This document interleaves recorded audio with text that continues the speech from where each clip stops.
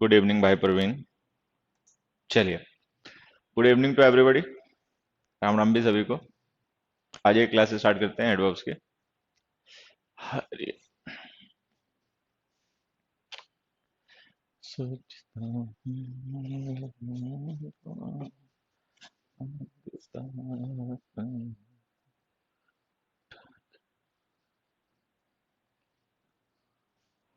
कल मेरे से डाउट पूछा था बेटा, क्या डाउट था भाई? कल अगर मेरे से कोई डाउट पूछा था, क्या डाउट था, एक बार फिर से पूछा था। राम राम मास्टर जी। हाँ, रुक जा बेटा। गुड इवनिंग भाई। अबे स्पेलिंग स्पेलिंग सही लिख लिया करो। हाँ ठीक है भाई, गुड इवनिंग। चल,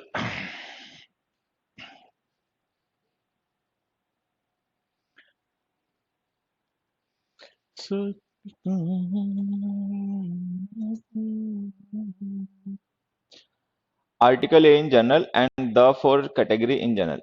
देखो बेटा, मैं बता देता हूँ इसमें है क्या। अभी एक मिनट बता देता हूँ। गुड इवनिंग भाई।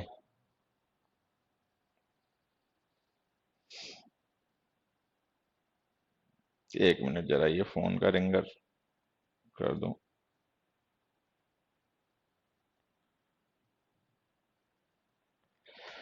चलिए, अब मैं देखो समझाता हूँ, यहाँ पे समझना। एक काम करता हूँ, क्लास के बाद समझाता हूँ, ठीक है? हाँ, टाइम बचेगा आज थोड़ा सा, तभी समझाऊंगा। ठीक है? तो अभिषेक, ये क्वेश्चन ना तुम्हारा मैं मतलब टाल नहीं रहा हूँ, लेकिन थोड़ी देर के लिए पोस्टपोन कर रहा हूँ। हाँ, अभी हम। राधे राधे भाई। चलिए, साउंड प्रॉपर नहीं आ रही, ऐसे नहीं होना चाहिए। साउंड आनी चाहिए प्रॉपर बेटा। नहीं आ रही हो तो फिर और मुझे कमेंट करके बताओ। देखो, ओके है ना सर? बढ़िया। हम्म। फ्लाइंग मशीन फेवरेट ब्रांड है? नहीं नहीं, फेवरेट नहीं है ये। एक्चुअली उस समय लेने गया था ना, तो मुझे यही साइज की फिट मिली, तो मैंने ये दो तीन ले ली टी शर्ट एक साथ ही। लेकिन फेवरेट एवरेट मेरा ब्रांड वैसे कोई नहीं है। मुझे जो अच्छा लग जाए कपड़ा, जिसकी फील अच्छी हो बॉडी पे और जो थोड़ा सा फिटिंग के हिसाब से सही बैठे, वही ले लेता हूँ। सस्ता महंगा की बात नहीं होती। आवाज आ रही है ना? सही, बढ़िया। चलो देखो, पहला क्वेश्चन, माय फादर सेल्डम और एवर वॉचेस टेलीविजन।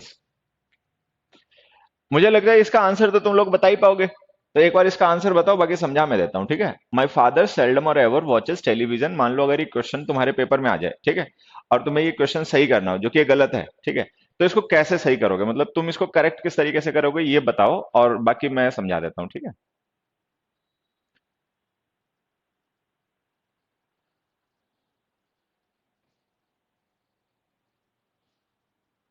जय हिंद भाई, जय हिंद।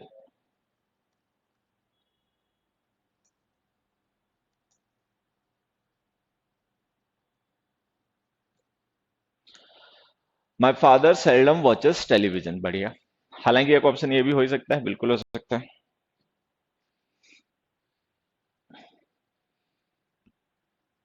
अब मैं समझाता हूँ, एक दो छोटी छोटी बातें वो समझना। देखो, ये जो सेल्डम एडवर्ब होता है, इसका मीनिंग तुम लोग जानते होगे, जो नहीं जानते मैंने बता देता हूँ। सेल्डम का मतलब होता है ऑलमोस्ट नेवर। ठीक है, ये ध्यान रखना है। ऑलमोस्ट नेवर होता है इसका मतलब, नेगेटिव मीनिंग होता है। ठीक।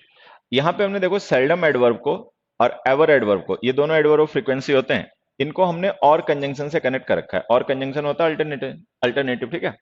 तो इससे हमने इन दोनों को कनेक्ट कर रखा है। अब देखो, ध्यान क्या रखना है यहाँ पे हमें। अगर हम सेल्डम लिख रहे हैं और इसके बाद और कंजंक्शन यूज कर रहे हैं, तो और का मतलब अब जो भी हम दूसरा वर्ड लिखेंगे ना, वो इस वर्ड का अल्टरनेटिव होगा। अल्टरनेटिव का मतलब समझते हैं? इसका मतलब इसका विकल्प होगा, ठीक है, सब्स्टिट्यूट होगा। अब चूंकि सेल्डम का मतलब नेगेटिव होता है, लेकिन ये एग्जैक्ट नेगेटिव नहीं होता है, सेमी नेगेटिव होता है। इसका मतलब होता है ना ऑलमोस्ट नेवर। इसका मतलब अगर नेवर होता तब तो ये हो जाता प्योर नेगेटिव। इसका मतलब होता है ऑलमोस्ट नेवर, तो ये सेमी नेगेटिव होता है। इसे हम कहते हैं सेमी नेगेटिव, ठीक है? सेमी का मतलब हाफ होता है। तो अगर सेल्डम का मतलब ऑलमोस्ट नेवर होता है और हम इसका सब्स्टिट्यूट लिखेंगे, तो इसका सब्स्टिट्यूट हो जाएगा एग्जैक्ट नेगेटिव वर्ड नेवर। तो हमें ये लिखना पड़ेगा सेल्डम और नेवर। अच्छा, सेल्डम और नेवर का मतलब क्या होता है समझ लेना। सेल्डम और नेवर का मतलब होता है ऑलमोस्ट नेवर और एग्जैक्टली नेवर। ठीक है। सेल्डम का मतलब एक और भी होता है, इंग्लिश में सिनोनिम होता है इसका, रेयरली। तो सेल्डम और नेवर का मतलब हो गया रेयरली और नेवर, कि मतलब कोई काम होता है तो रेयरली या फिर होता ही नहीं है। हालांकि यहाँ पे एक पॉसिबिलिटी और भी होती है कि अगर हम कंजंक्शन और ना यूज करके इफ यूज करें तब क्या होगा। मान लो हम सेल्डम इफ लिख दें। अब जो इफ कंजंक्शन होता है, ऑनलाइन क्लासे अटेंड नहीं कर पा रहे हो, करो भाई, ऐसे मत करो। ऑनलाइन क्लास तो मैं देखो एक चीज कहूंगा, अगर आपने ऑनलाइन बैच में एडमिशन लिया है तो ऑनलाइन क्लास को तो किसी हालत में मिस मत किया करो, क्योंकि ये तुम्हारा बोनस है। ठीक है।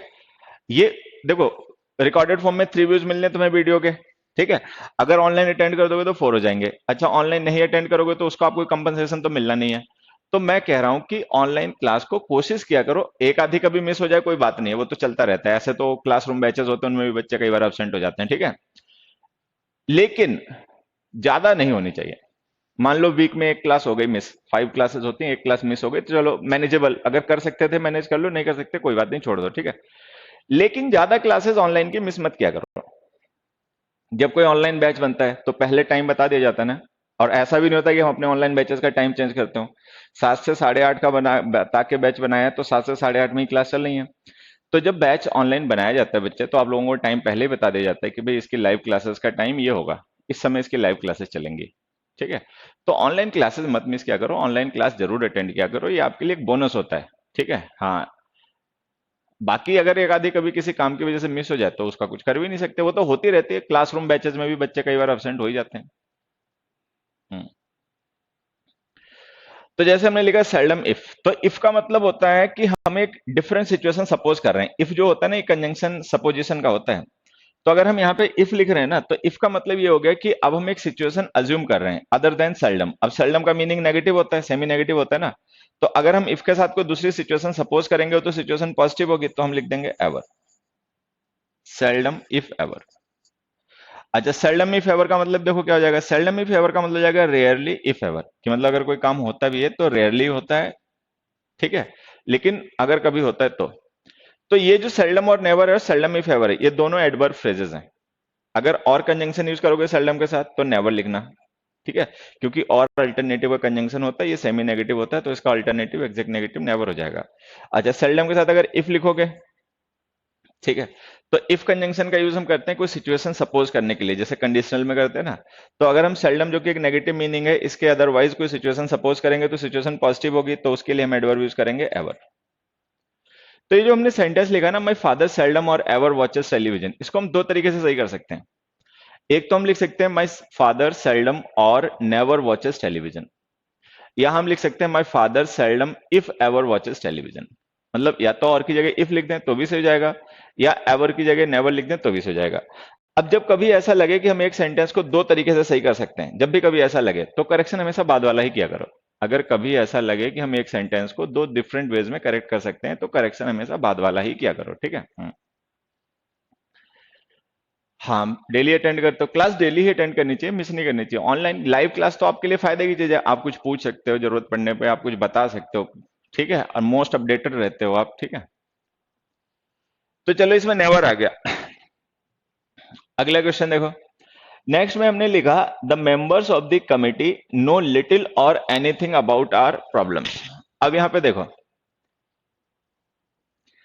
हमने लिटिल लिखा है यहां पे। अब जैसे सेल्डम का मतलब ऑलमोस्ट नेवर होता है ना, वैसे तुम लोग जानते होगे कि लिटिल का मतलब होता है ऑलमोस्ट नथिंग। इसका मतलब होता है ऑलमोस्ट नथिंग।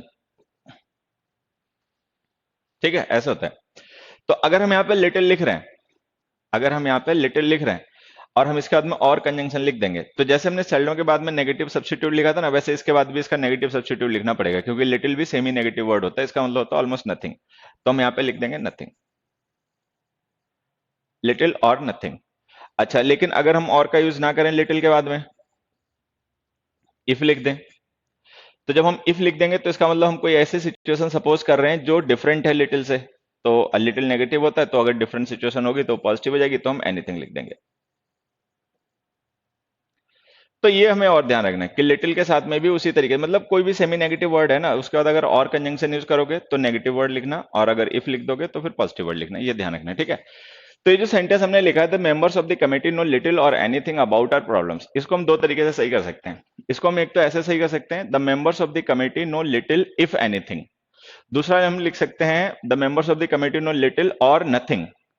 अब इफ लिख दें यहां पे तो भी सही जाएगा, नथिंग लिख दें यहां पे तो भी सही जाएगा। तो हमने कहा कि जब कभी ऐसा लगे कि हम एक सेंटेंस को दो तरीके से सही कर सकते हैं, तो करेक्शन हमेशा बाद वाला ही किया करो। तो यहां पे लिखो nothing. The members of the committee know little और nothing about our problems, that is the answer, ठीक है।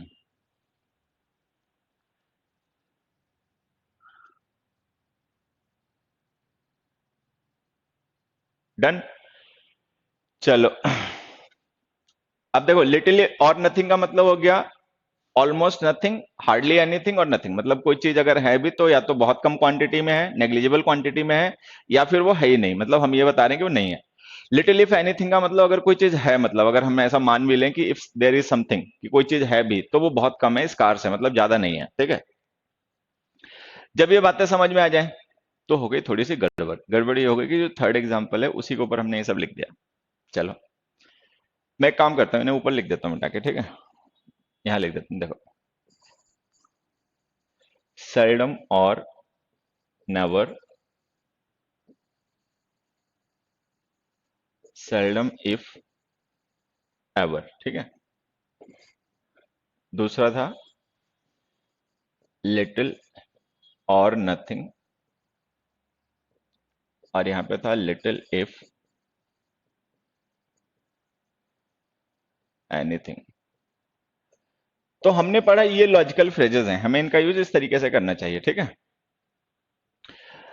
अब एक छोटी सी चीज और समझना, जब हम ये लिखते हैं ना सेल्डम और नेवर, तो इसका मतलब होता है रेयरली और नेवर, कि कोई काम या तो होता नहीं है या फिर बहुत कम होता है। मतलब रेयरली का मतलब होता है ऑलमोस्ट नेवर। तो इसका मतलब कुल मिला के यहाँ पे जो मीनिंग कन्वे करना चाह रहे हैं ना, वो मीनिंग है नेगेटिव। हम किसी काम के नहीं होने को रेफर कर रहे हैं, ठीक है। अच्छा, सेल्डम इफ एवर लिख देने का मतलब हो जाएगा कि रेयरली इफ एवर, कि मतलब अगर कोई काम कभी होता है, इफ एवर का मतलब अगर कभी होता है, तो रेयरली होता है। रेयरली का मतलब ये है कि वो होता है लेकिन बहुत लो फ्रीक्वेंसी में होता है, तो इसका मीनिंग है पॉजिटिव, ठीक है। उसी तरीके से अगर हम लिटिल और नथिंग लिख देंगे तो इसका मतलब हो जाएगा हार्डली एनीथिंग और नथिंग। मतलब कोई चीज अगर है तो बहुत कम क्वांटिटी में है, नेग्लिजिबल क्वांटिटी में है, या फिर वो है ही नहीं। तो इसका मतलब we are referring to the negative side of the situation. अगर हम लिटिल इफ एनीथिंग लिख देंगे तो इसका मतलब हो जाएगा इफ देयर इज समथिंग, अगर कोई चीज है भी तो वो लिटिल है। लिटिल का मतलब है नेग्लिजिबल अमाउंट में है लेकिन वो है, तो ये मीनिंग हो जाएगा पॉजिटिव। तो ये जो दोनों हमारी फ्रेजेस हैं, ठीक है, हाँ, ये जो दोनों हमारी फ्रेजेस हैं, वेरी रेयरली लिख सकते हैं बेटा, बिल्कुल लिख सकते हैं। देखो, ये जो हमारी दोनों फ्रेजेस हैं, सेल्डम और नेवर, सेल्डम इफ एवर, इनमें केवल ग्रामर का डिफरेंस नहीं है, इनमें मीनिंग का भी डिफरेंस है। सेल्डम और नेवर का मीनिंग होता है नेगेटिव, अंडरस्टूड मीनिंग उसका नेगेटिव होता है। उसका यूज हम तब करते हैं जब हम किसी काम के नहीं होने को रेफर कर रहे होते हैं, ठीक है। और सेल्डम इफ एवर का यूज हम तब करते हैं जब हम किसी काम के होने को, लो फ्रीक्वेंसी में होने को रेफर कर रहे होते हैं, ठीक है। उसी तरीके से लिटिल और एनीथिंग का मीनिंग जो होता है वो पॉजिटिव होता है, ठीक। और लिटिल और नथिंग का मीनिंग नेगेटिव होता है। तो कई बार ऐसा होता है कि हमें इन्हें कॉन्टेक्स्ट के अकॉर्डिंग यूज करना पड़ता है। तो जब कॉन्टेक्स्ट के अकॉर्डिंग यूज करना पड़ता है ना, तो ये तुम्हें ध्यान रखना पड़ेगा। अब जो मैं बताऊंगा वो देखो, ये जो हमारा सेंटेंस है थर्ड, अगर ये केवल इतना लिखा हो, he would seldom if never told a lie to them, तो हम इसको दो तरीके से सही कर सकते हैं। एक तो हम इसको सही कर सकते हैं, ही वुड सेल्डम और never told a lie to me, ठीक है। सेल्डम और नेवर तो सही जाएगा। इसका मतलब हो जाएगा वो रेयरली या फिर नेवर, मतलब वो झूठ हमसे रेयरली बोलता था या कभी नहीं बोलता था। अच्छा, अगर हम चाहें तो इसको इफ एवर लिख के भी सही कर सकते हैं, he would seldom if ever told a lie, अगर वो कभी झूठ बोलता भी था तो रेयरली बोलता था, मतलब ऑकेजनली नहीं बोलता था, ठीक है। तो हम इसको दो तरीके से सही कर सकते हैं, चाहे इफ की जगह और लिख दें, चाहे नेवर की जगह एवर लिख दें, इधर वे करेक्ट हो जाएगा। लेकिन देखो, इसके लिए हमने एक सबऑर्डिनेट क्लॉज लिख रखी है। हमने लिखा as he was their friend, क्योंकि वो उनका दोस्त था। तो अगर कोई पर्सन किसी का दोस्त है तो इसका रिजल्ट ये होगा कि वो उनसे झूठ नहीं बोलेगा। मतलब हमें यहाँ पे मीनिंग चाहिए नेगेटिव। अगर हमें नेगेटिव मीनिंग चाहिए तो फिर हमें सेल्डम और नेवर की जरूरत पड़ेगी, तो इसको हम ऐसे सही करेंगे। तो कहानी क्या है कि अगर हमें कॉन्टेक्स्ट ना दे रखा हो तब तो दोनों में से जो चाहे सही कर लो, तब तो बाद वाला ही किया करो वैसे हमेशा, लेकिन दोनों में से कोई भी करेक्शन हम कर सकते हैं, ठीक है। लेकिन अगर कॉन्टेक्स्ट दे रखा है और तुम्हें पता है कि नहीं भाई मीनिंग जो हमें कन्वे करना है वो पॉजिटिव है, तो सेल्डम इफ एवर ही लिखना। अगर लगे कि नहीं जो हम मीनिंग कन्वे कर रहे हैं वो नेगेटिव है, तो सेल्डम और नेवर ही लिखना। ठीक, नेक्स्ट एग्जांपल देखो। फिर अगर ये सेंटेंस फिर केवल इतना ही होता, he would seldom if never told a lie to them, तो हम इसे दोनों तरीके से सही कर लेते हैं। हम चाहते तो इसे लिख देते ही वुड सेल्डम और never told a lie to them, या हम लिख देते he would seldom if ever told a lie to them, दोनों तरीके से हो जाता। लेकिन यहाँ पे देखो हमने लिखा दो ही वॉज देयर फ्रेंड। अब ध्यान देना यहाँ पे हमने कंजंक्शन लिखा एज। एज कंजंक्शन का यूज हम करते हैं रीजन डिस्क्राइब करने के लिए, ठीक है। और दो कंजंक्शन लिखा, दो का यूज हम करते हैं कॉन्ट्रास्ट शो करने के लिए। कॉन्ट्रास्ट का मतलब ऑपोजिट रीजन, कॉन्ट्रास्टिंग सिचुएशन हो गई। तो अगर हम कह रहे हैं दो ही वॉज देयर फ्रेंड, कि वो उनका दोस्त था, तो इसका मतलब वो जो सिचुएशन है वो कॉन्ट्रास्टिंग होगी। अब दोस्त झूठ नहीं बोलता, लेकिन अगर हम यहाँ पे दो लिख रहे हैं तो इसका मतलब कॉन्ट्रास्टिंग सिचुएशन बनानी पड़ेगी। कॉन्ट्रास्टिंग का मतलब हमें यहाँ पे मीनिंग कन्वे करना पड़ेगा पॉजिटिव, कि कोई पर्सन किसी का दोस्त है लेकिन फिर भी उससे झूठ बोल रहा है। तो पॉजिटिव मीनिंग कन्वे करने के लिए हमें लिखना पड़ेगा सेल्डम इफ एवर। तो इसका आंसर हो गया ये, ठीक है। तो अगर सेंटेंस में पॉजिटिव मीनिंग की रिक्वायरमेंट है तो सेल्डम इफ एवर लिखो, नेगेटिव मीनिंग की जरूरत है तो सेल्डम और नेवर लिखो, ठीक है। अब मैं दो क्वेश्चन लिखता हूं, तो मैं अपने आप सही करके दिखाना। एक देखो, being a teacher he seldom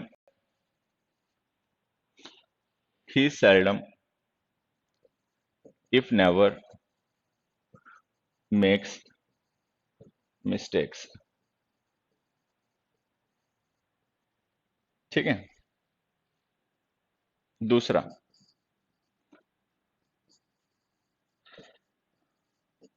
despite being a teacher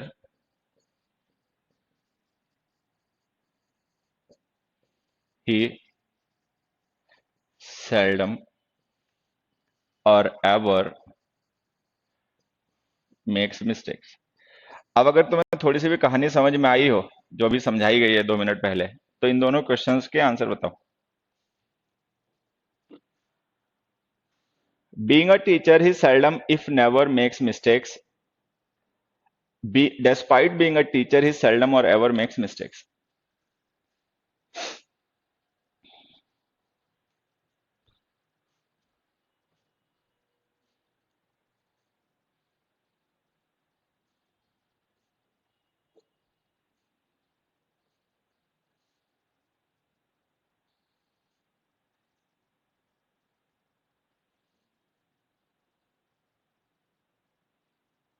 सही है, बढ़िया। इफ,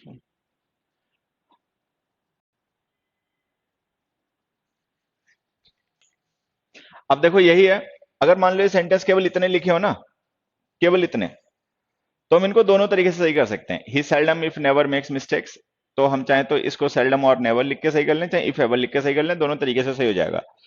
तो अगर ये सेंटेंसेस केवल इतने लिखे हुए seldom if never makes mistakes, तो हम इनको दोनों तरीके से सही कर सकते हैं। इफ की जगह और, या और की जगह इफ लिख के सही कर सकते हैं, नेवर की जगह एवर, या एवर की जगह नेवर लिख के भी सही कर सकते हैं।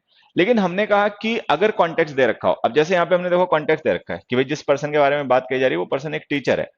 तो अगर वो पर्सन टीचर है तो टीचर से एक्सपेक्टेड ये कि वो मिस्टेक नहीं करता होगा। तो वो जो हम मीनिंग वहां पे कन्वे करना चाह रहे हैं ना, वो मीनिंग नेगेटिव होना चाहिए, क्योंकि ये पर्सन टीचर है और टीचर मिस्टेक्स नहीं करते हैं, उनसे ये एक्सपेक्टेड होता है। तो अगर हमें नेगेटिव मीनिंग चाहिए ना, तो लिखो सेल्डम और नेवर। अब आते हैं यहां पर भी हमने वही फ्रेज लिखी बीइंग टीचर, लेकिन उसके साथ हमने लिख दिया डेस्पाइट। अभी जो डेस्पाइट प्रेपोजिशन है ना, और वो जो दो कंजंक्शन है, ये कॉन्ट्रास्ट शो करने के लिए यूज किए जाते हैं। तो अगर हम यहाँ पे डेस्पाइट प्रिपोजिशन लिख रहे हैं ना, तो इसका मतलब ये जो सिचुएशन यहाँ पे डिस्क्राइब की जा रही है, ये नॉर्मल सिचुएशन नहीं है, ये कॉन्ट्राडिक्टरी है, कॉन्ट्रास्टिंग है। अच्छा, कॉन्ट्रास्टिंग ये होता है कि कोई पर्सन जो टीचर है वो भी गलतियां करे, ठीक है। तो अगर हमें यहाँ पे पॉजिटिव मीनिंग कन्वे करना है, क्योंकि वहां पे डिस्पाइट लिखा हुआ, तो हमें कॉन्ट्रास्ट मेंटेन करना पड़ेगा। कॉन्ट्रास्टिंग यही होगा कि कोई पर्सन जो है वो टीचर है लेकिन फिर भी गलतियां कर दे, ठीक है। तो यहाँ पे हमें पॉजिटिव मीनिंग चाहिए। अगर पॉजिटिव मीनिंग चाहिए तो सेल्डम इफ एवर लिखना पड़ेगा। तो ये अपना ध्यान रखना, कई बार ऐसा होता है कि हमें ये कंजंक्शन भी चेंज करने पड़ सकते हैं, और इफ। कई बार ऐसा हो सकता है कि वो एडवर्ब नेवर एवर चेंज करने पड़ सकते हैं, तो वो डिपेंड करता है कॉन्टेक्स्ट पे। चलो नेक्स्ट क्वेश्चन पे आइए। क्वेश्चन नंबर 1 का आंसर अपने आप बताना है। ये जो क्वेश्चन नंबर 1 तुम लोगों को स्क्रीन पे दिख रहा है, इसका आंसर तुम्हें अपने आप ही बताना है।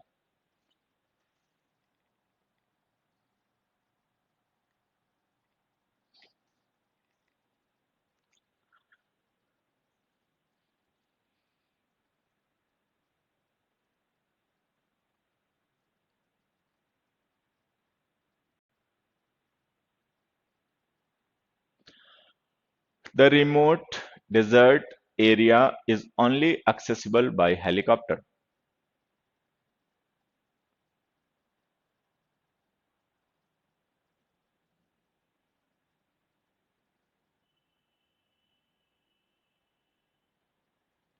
आंसर क्यों नहीं लिख रहे भाई?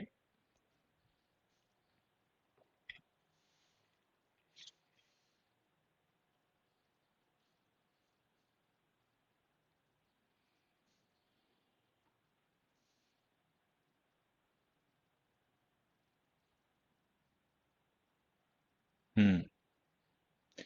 अब देखो मैं समझाता हूं यहां पे। ये दो तीन वर्ड हैं, एक है ओनली, एक है इवन, और एक है जस्ट। एक मिनट, ऐसे लिखो। एक है ओनली, एक है जस्ट, और एक है इवन। ये ना एम्फेसाइज करने के लिए यूज होने वाले वर्ड्स हैं। जैसे ओनली है, जस्ट है, इनका यूज हम करते हैं रिस्ट्रिक्ट करने के लिए किसी को। ठीक है। इवन का यूज हम करते हैं सरप्राइज शो करने के लिए। अभी मैं एग्जांपल से समझा देता हूं, ठीक है, समझ जाओगे। देखो, जैसे हमने एक एग्जांपल लिखा, ओनली ही, ओनली ही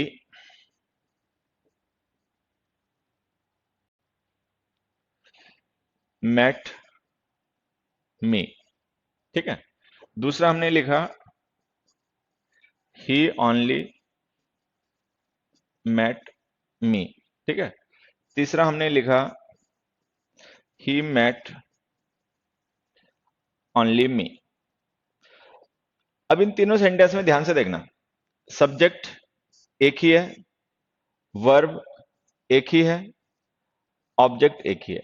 मतलब इन तीनों सेंटेंसेस में जो सब्जेक्ट है, वर्ब है, ऑब्जेक्ट है, वो एक ही है। मतलब सबका कॉमन है सब्जेक्ट और ऑब्जेक्ट। ठीक है।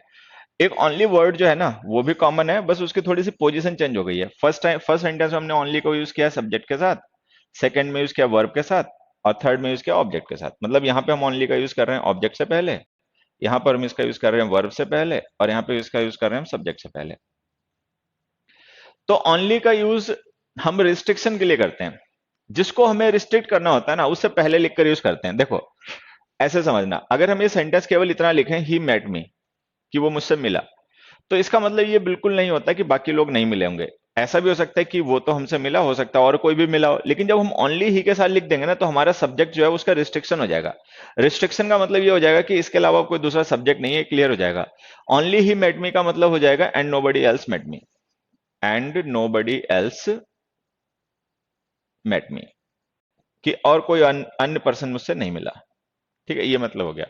ही ओनली मेट में लिख देंगे, तो ओनली हमने वर्ब के साथ लिख के वर्ब को रिस्ट्रिक्ट कर दिया कि वो केवल मिला, उसने कुछ बताया नहीं, या उसने मुझे कुछ दिया नहीं, या कुछ मुझसे मांगा नहीं। इसका मतलब ये हो गया। ही ओनली मेट मी का मतलब हो जाएगा and he did nothing else. ठीक है, कि उसने मिलने के अलावा और कुछ नहीं किया मतलब। अच्छा, ही मेट ओनली में लिख देंगे तो हमने ऑब्जेक्ट को रिस्ट्रिक्ट कर दिया। ऑब्जेक्ट को रिस्ट्रिक्ट करने का मतलब ये हो गया कि ऑब्जेक्ट केवल मी है, इसके अलावा और कोई नहीं है, बाकी सब हो गए negative. He met only me का मतलब हो जाएगा, एक minute, he met only me का मतलब हो जाएगा and he met nobody else, कि वो और किसी से नहीं मिला, कि वो केवल मुझसे मिला और इसके अलावा किसी और से नहीं मिला। मतलब हमने अपने ऑब्जेक्ट को रिस्ट्रिक्ट कर दिया ओनली लिख के, कि अब no other option is available, कि और कोई दूसरा ऑप्शन अब नहीं है। तो हमें यह ध्यान रखना है कि ओनली का यूज हम उस वर्ड से पहले लिखकर करते हैं जिसको रिस्ट्रिक्ट करना हो। ठीक है। वो कोई भी हो सकता है, सब्जेक्ट हो सकता है, कोई एडजेक्टिव हो सकता है, कोई एडवर्ब हो सकता है, वर्ब हो सकती है, कुछ भी हो सकता है। ठीक है। अच्छा, अभी तो क्या है कि ओनली को हमने इन तीनों सेंटेंसेस में लिखा अलग अलग पोजीशन पे, और तीनों सेंटेंसेस सही हैं। लेकिन हर बार ऐसा हो कोई जरूरी नहीं है। अभी देखो, ये तीनों सेंटेंसेस जो हमने ओनली के साथ लिखे हैं, इनमें ओनली की पोजीशन अलग अलग है, लेकिन इनके जो लॉजिकल मीनिंग है ना, वो मीनिंग मतलब लॉजिकल है, मतलब करेक्ट है। लेकिन कई बार मीनिंग गलत हो जाते हैं। जैसे मान लो मैं यहां पे एक सेंटेंस लिखूं, mister Sharma only died a week ago. Mister Sharma only died a week ago. अब देखो ये सेंटेंस, पहले ये सही है गलत है वो मत बताना, बस मुझे इसका ये बताना है इसका अंडरस्टूड मीनिंग क्या हो गया। देखो जैसे हमने लिखा ओनली ही मेट मी, तो इसका अंडरस्टूड मीनिंग हो गया and nobody else met me. He only met me का अंडरस्टूड मीनिंग हो गया and he did nothing else. He met only me का मतलब हो गया and he met nobody else. उसी तरीके से अगर हम लिखें mister Sharma only died a week ago, तो इसका अंडरस्टूड मीनिंग क्या होगा?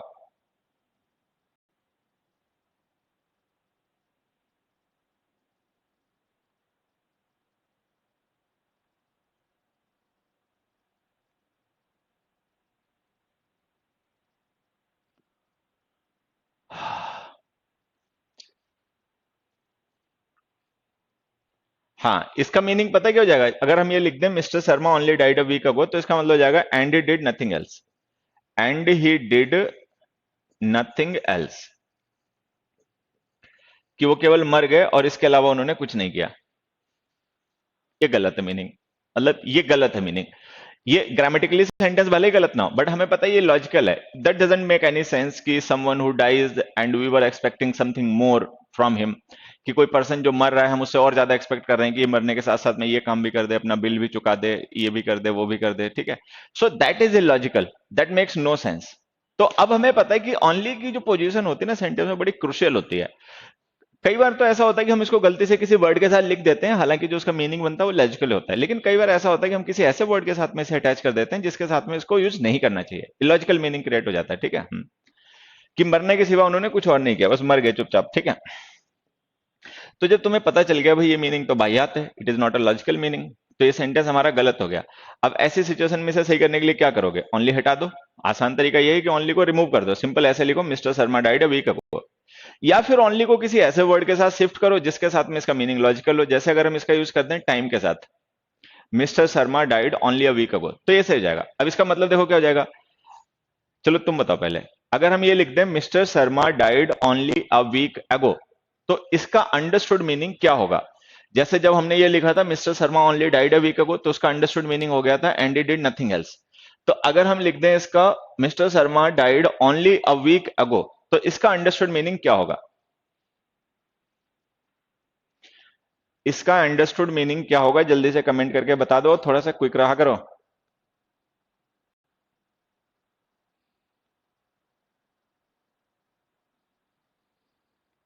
हरि ओम।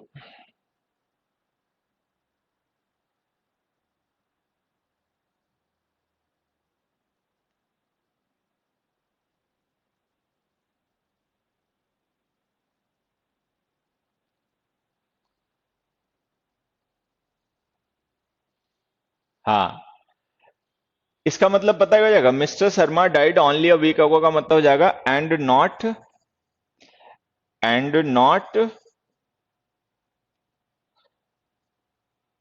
लॉन्ग अगो या लॉन्गर अगो। इसका मतलब हो जाएगा only a week ago and not longer than that, उससे पहले नहीं। तो ये मीनिंग तब भी लॉजिकल होगा कि हाँ भाई मिस्टर शर्मा को मरे हुए भी एक हफ्ता ही हुआ है, ज्यादा नहीं हुआ है, तो दैट मेक सम सेंस, ठीक है। चलो बढ़िया। तो ये जो ओनली है, जस्ट है, इनका यूज हम रिस्ट्रिक्शन के लिए करते हैं। जब हमें किसी को रिस्ट्रिक्ट करना होता है तो उसके साथ हम ओनली और जस्ट का यूज कर देते हैं। तो ये ध्यान रखना है किसको रिस्ट्रिक्ट करना है, सेंटेंस का कॉन्टेक्स्ट समझ के, सेंटेंस के पढ़ के सेंटेंस को समझो, उसका कॉन्टेक्स्ट समझने की कोशिश करो, फिर उसके बाद में अपना करो ऐसे, ठीक है। फिर आ गया इवन। अच्छा देखो इवन का क्या होता है मैं बता दूं। इवन का यूज हम करते हैं सरप्राइजिंग एलिमेंट को हाईलाइट करने के लिए सेंटेंस में। जैसे मैंने एक सेंटेंस लिखा, even he couldn't solve it. अब देखो अगर हम इस सेंटेंस को केवल इतना लिखें, ही कुडंट सॉल्व इट, तो इसका मतलब वो इसे सॉल्व नहीं कर पाया। लेकिन अगर हम ही के साथ में इवन लिख दें, तो इवन लिख देने से ये हो जाएगा कि ये हमारे लिए सरप्राइजिंग है, कि हम उससे एक्सपेक्ट कर रहे थे कि वो उसे सॉल्व कर लेगा लेकिन वो भी नहीं कर पाया। तो इसका मतलब it is expressing our surprise, ये हमारा सरप्राइज एक्सप्रेस कर रहा है कि something happened which was not expected. कुछ ऐसा हो गया जो एक्सपेक्टेड नहीं था। एक्सपेक्टेड था कि वो उसे सॉल्व कर लेगा, लेकिन अगर वो नहीं कर पाया तो हम लिख देंगे even he couldn't solve it. अच्छा मान लो हम लिख दें he couldn't solve even it. तो हमने देखो यहां पे इवन को शिफ्ट कर दिया इट के साथ।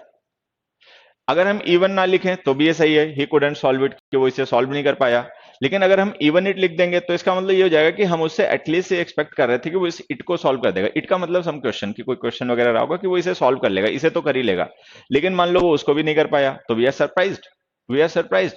तो इवन जो होता है ना, ये हमारे सरप्राइजिंग एलिमेंट को एक्सप्रेस करता है सेंटेंस में, कि किसी वर्ड से रिलेटेड, मान लो हमारा सेंटेंस है, उस सेंटेंस का कोई ऐसा एलिमेंट है जिसको लेकर हम सरप्राइज्ड हैं, तो अपना सरप्राइज एक्सप्रेस करने के लिए हम उस वर्ड के साथ में इवन को पुट कर देते हैं।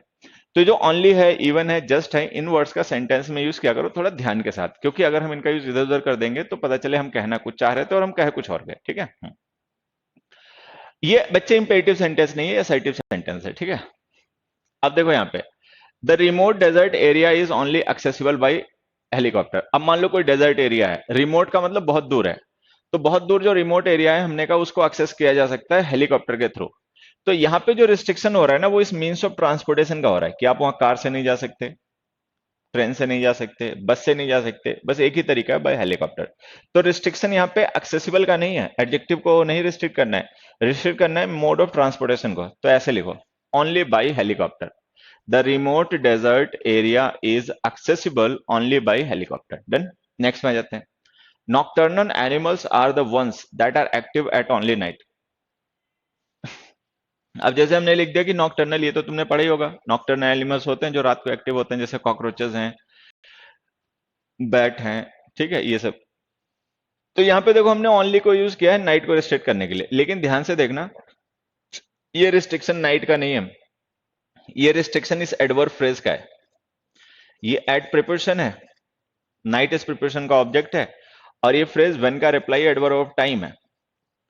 तो यहां पे हमें रिस्ट्रिक्ट नाइट जो नाउन है उसे नहीं करना है, इस एडवर्ब फ्रेज को करना है, when are they active only at night.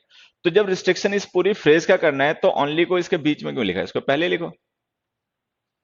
तो इसको ऐसे लिखो, nocturnal animals are the ones that are active only at night, ये ध्यान रखना। ठीक है।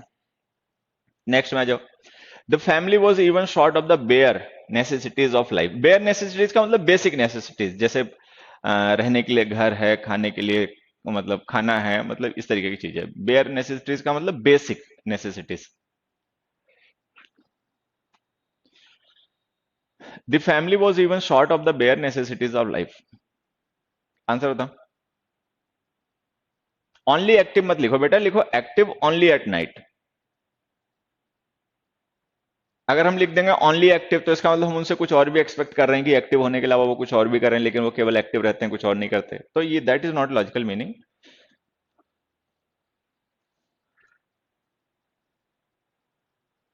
मेरे यहाँ आंधी तूफान बहुत चल रहा है। कहाँ है बेटा तू? हाँ,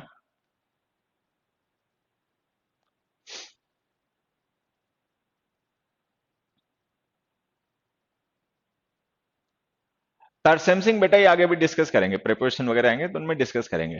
ठीक है। अब देखो यहाँ पे लिखो, जैसे हमने लिखा था family was even short of the bare necessities of life.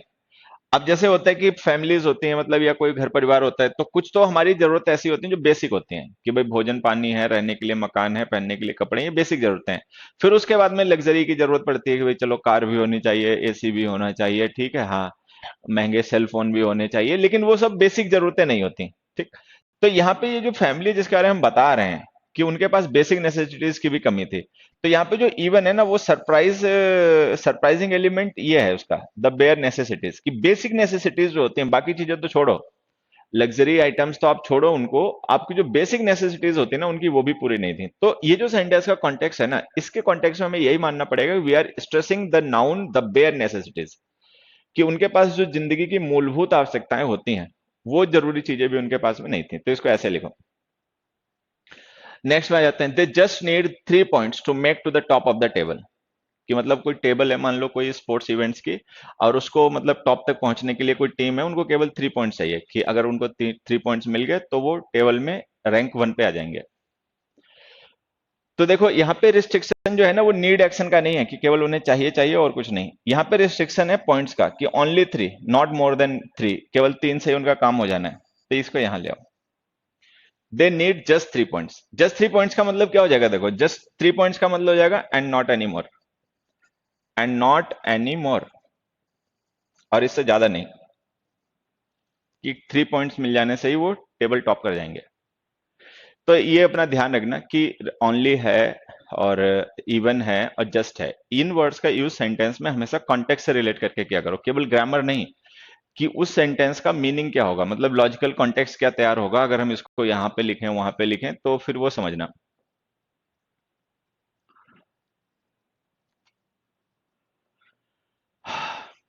पहला क्वेश्चन देखो, आंसर बताओ तो। फर्स्ट क्वेश्चन का आंसर बताओ, बड़ा आसान क्वेश्चन है और मुझे लगता है तुम आंसर बता पाओगे अगर थोड़ा सोचने की कोशिश करोगे।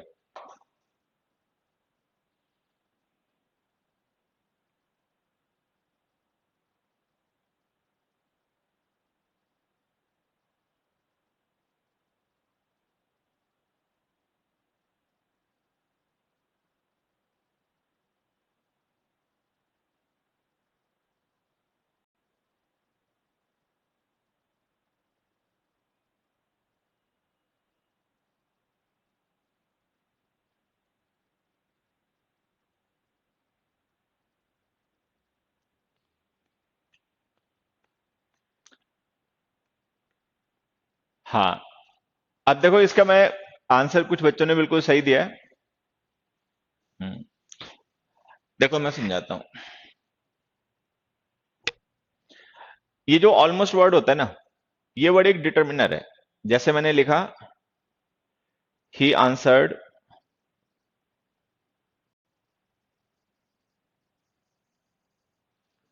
ऑलमोस्ट क्वेश्चंस, ठीक है। तो ऑलमोस्ट वर्ड जो होता है ना, ये एडवर्ब होता है। ऑलमोस्ट का मतलब होता है अप्रोक्सीमेटली। भाई ये तो पता ही होगा कि ऑलमोस्ट मींस अप्रोक्सीमेटली।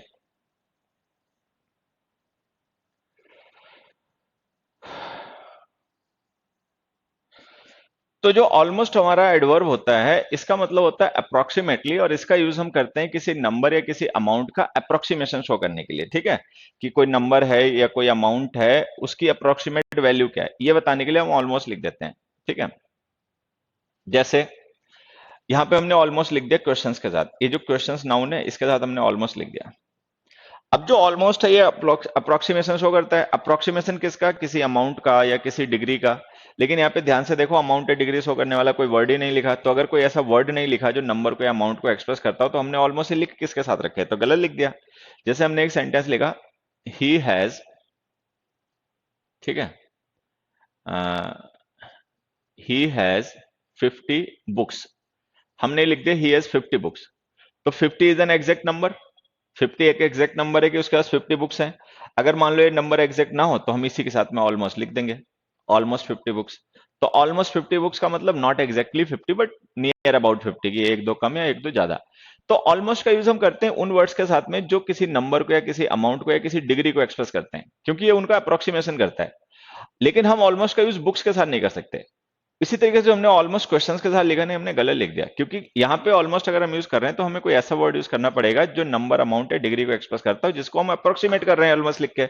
यहाँ तो कोई ऐसा वर्ड है नहीं।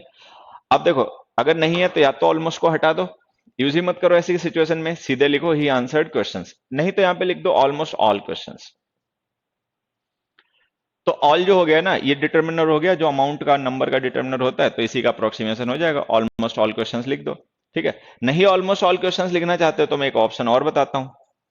दूसरा ऑप्शन ये कि ऑलमोस्ट का यूज ही मत करो, मोस्ट लिख दो, मोस्ट क्वेश्चंस। मोस्ट जो होता है ना, ये डिटर्मिनर होता है, इसका यूज हम नाउन के साथ कर सकते हैं। तो या तो लिख दो he answered almost all questions, या लिख दो ही आंसर्ड मोस्ट क्वेश्चंस, ये इस तरीके से हो जाएगा। तो ऑलमोस्ट का यूज जब भी करोगे, तो हमेशा उसके साथ में कोई ऐसा वर्ड जरूर लिखना जिसको अप्रोक्सीमेट किया जा रहा है। अच्छा, अप्रोक्सीमेट किया जाता है नंबर, अमाउंट या डिग्री को, तो नंबर, अमाउंट और डिग्री को एक्सप्रेस करने वाले वर्ड्स का यूज कर सकते हो। जैसे क्वेश्चंस नाउन है, ये प्लूरल फॉर्म में है, तो हमने इसके साथ में लिख दिया ऑल, ठीक है। अगर ये सिंगुलर होता, क्वेश्चन होता, क्वेश्चन, तो हम लिख देते एवरी, ऑलमोस्ट एवरी क्वेश्चन, ठीक है। तो जो हमारा है ना question, this exercise is simple that almost children can do it, तो या तो लिखो ऑलमोस्ट ऑल चिल्ड्रन, या लिख दो मोस्ट चिल्ड्रन। तो या तो चिल्ड्रन नाउन के साथ में कोई डिटर्मिनर लिख दो जो नंबर, अमाउंट को रेफर करता हो, ठीक है। ऑलमोस्ट ऑल चिल्ड्रन, और नहीं तो इसको लिख दो most, most children, most determiner होता है ना। नेक्स्ट में आ जाओ। The guest were almost quite astonished at the hosts rudeness. ये हमें समझना है सेंटेंस सही है गलत है। अब देखो मैं इसके बारे में थोड़ी सी डिटेल तुम्हें दे देता हूं। ये जो ऑल एस्टोनिश्ड वर्ड हमने लिखा ना, ये एडजेक्टिव है। ये एडजेक्टिव गेस्ट की स्टेट डिस्क्राइब कर रहा है। क्वाइट जो है वो उस एडजेक्टिव को डिस्क्राइब करने के लिए लिखा गया एडवर्ब है, और ये जो ऑलमोस्ट है वो उस एडवर्ब को डिस्क्राइब करने के लिए लिखा गया दूसरा एडवर्ब है। अच्छा, क्वाइट का मतलब कोई बच्चा मुझे बताए, ठीक है, इसका मीनिंग बताओ। Comment the meaning of the word almost.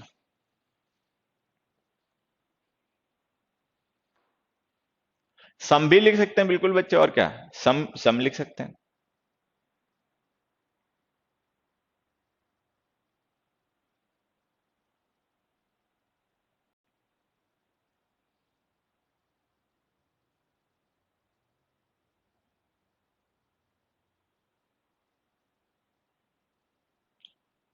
क्या है इसका मीनिंग? हाँ बढ़िया, बताओ।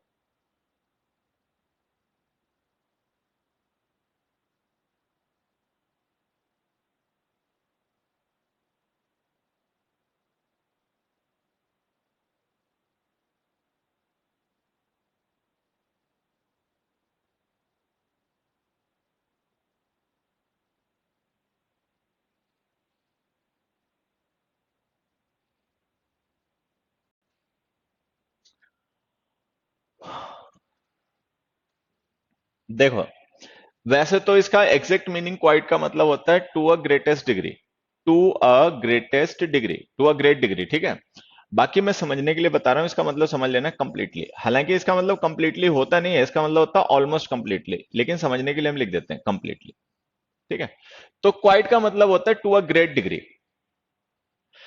अब ये जो क्वाइट का मतलब हमने यहां पे मान लिया ना कंप्लीटली, ठीक है। अब इस हिसाब से देखो, इसको डिस्क्राइब करने के लिए हमें किसी दूसरे एडवर्ब की जरूरत नहीं पड़ सकती, क्योंकि अगर इसका मतलब खुद ही कंप्लीटली है, ठीक है, तो अगर हम इसके साथ में ऑलमोस्ट लिखें, रफली लिखें, नियरली लिखें, ठीक है, टोटली लिखें, अप्रोक्सीमेटली लिखें, तो जरूरत ही नहीं है।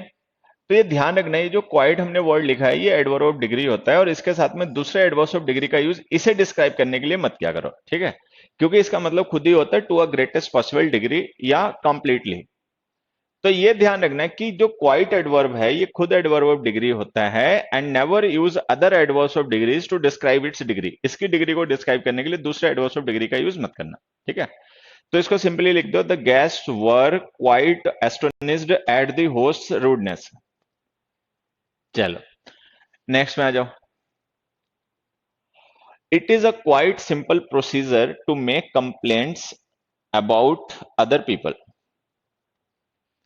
हमने कहा तो बहुत आसान प्रोसीजर है, दूसरों के बारे में शिकायत करनी है तो कुछ करनी ही नहीं है, उसमें कोई दिमाग नहीं यूज करना, कोई खोपड़ी नहीं यूज करनी, बस शिकायत करनी है, अंडरस्टैंड, जो मन में आया करते जाओ। तो it is a quite simple procedure to make complaints about other people. Answer बताओ।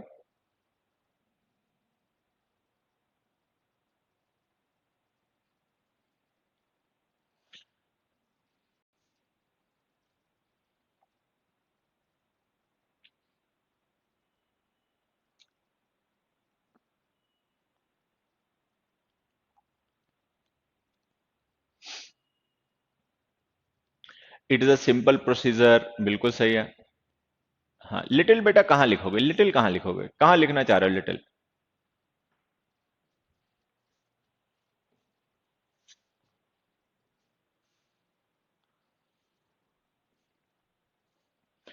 अब देखो मैं बताता हूं, ध्यान से सुनना। इस सेंटेंस के ना दो करेक्शन हो सकते हैं। पहले तो करेक्शन करना क्यों है, पहले तो ये समझ लो। देखो, जैसे हमने लिखा he is a quite,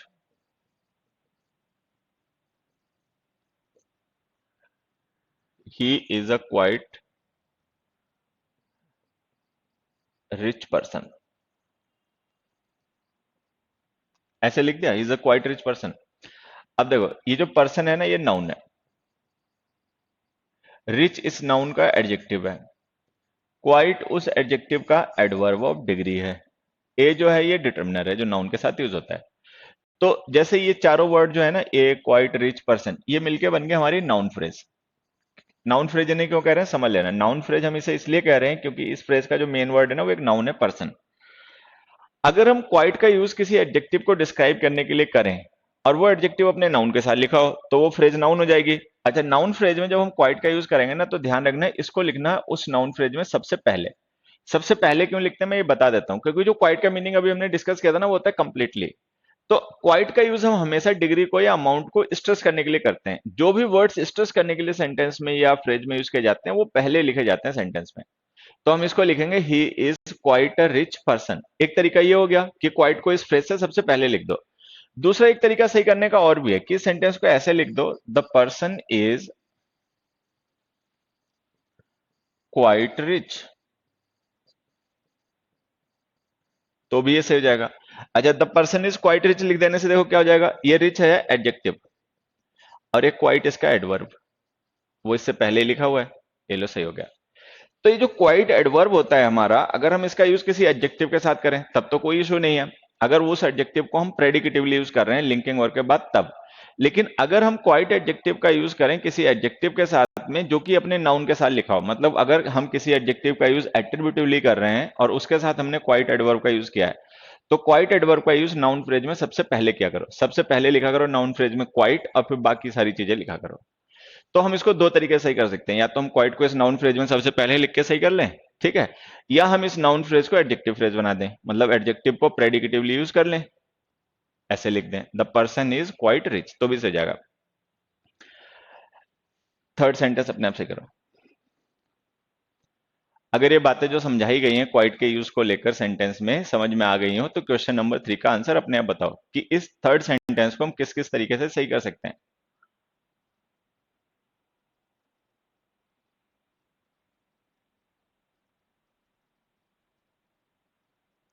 almost बेटा जब आता है तब तो आता ही है सबसे पहले।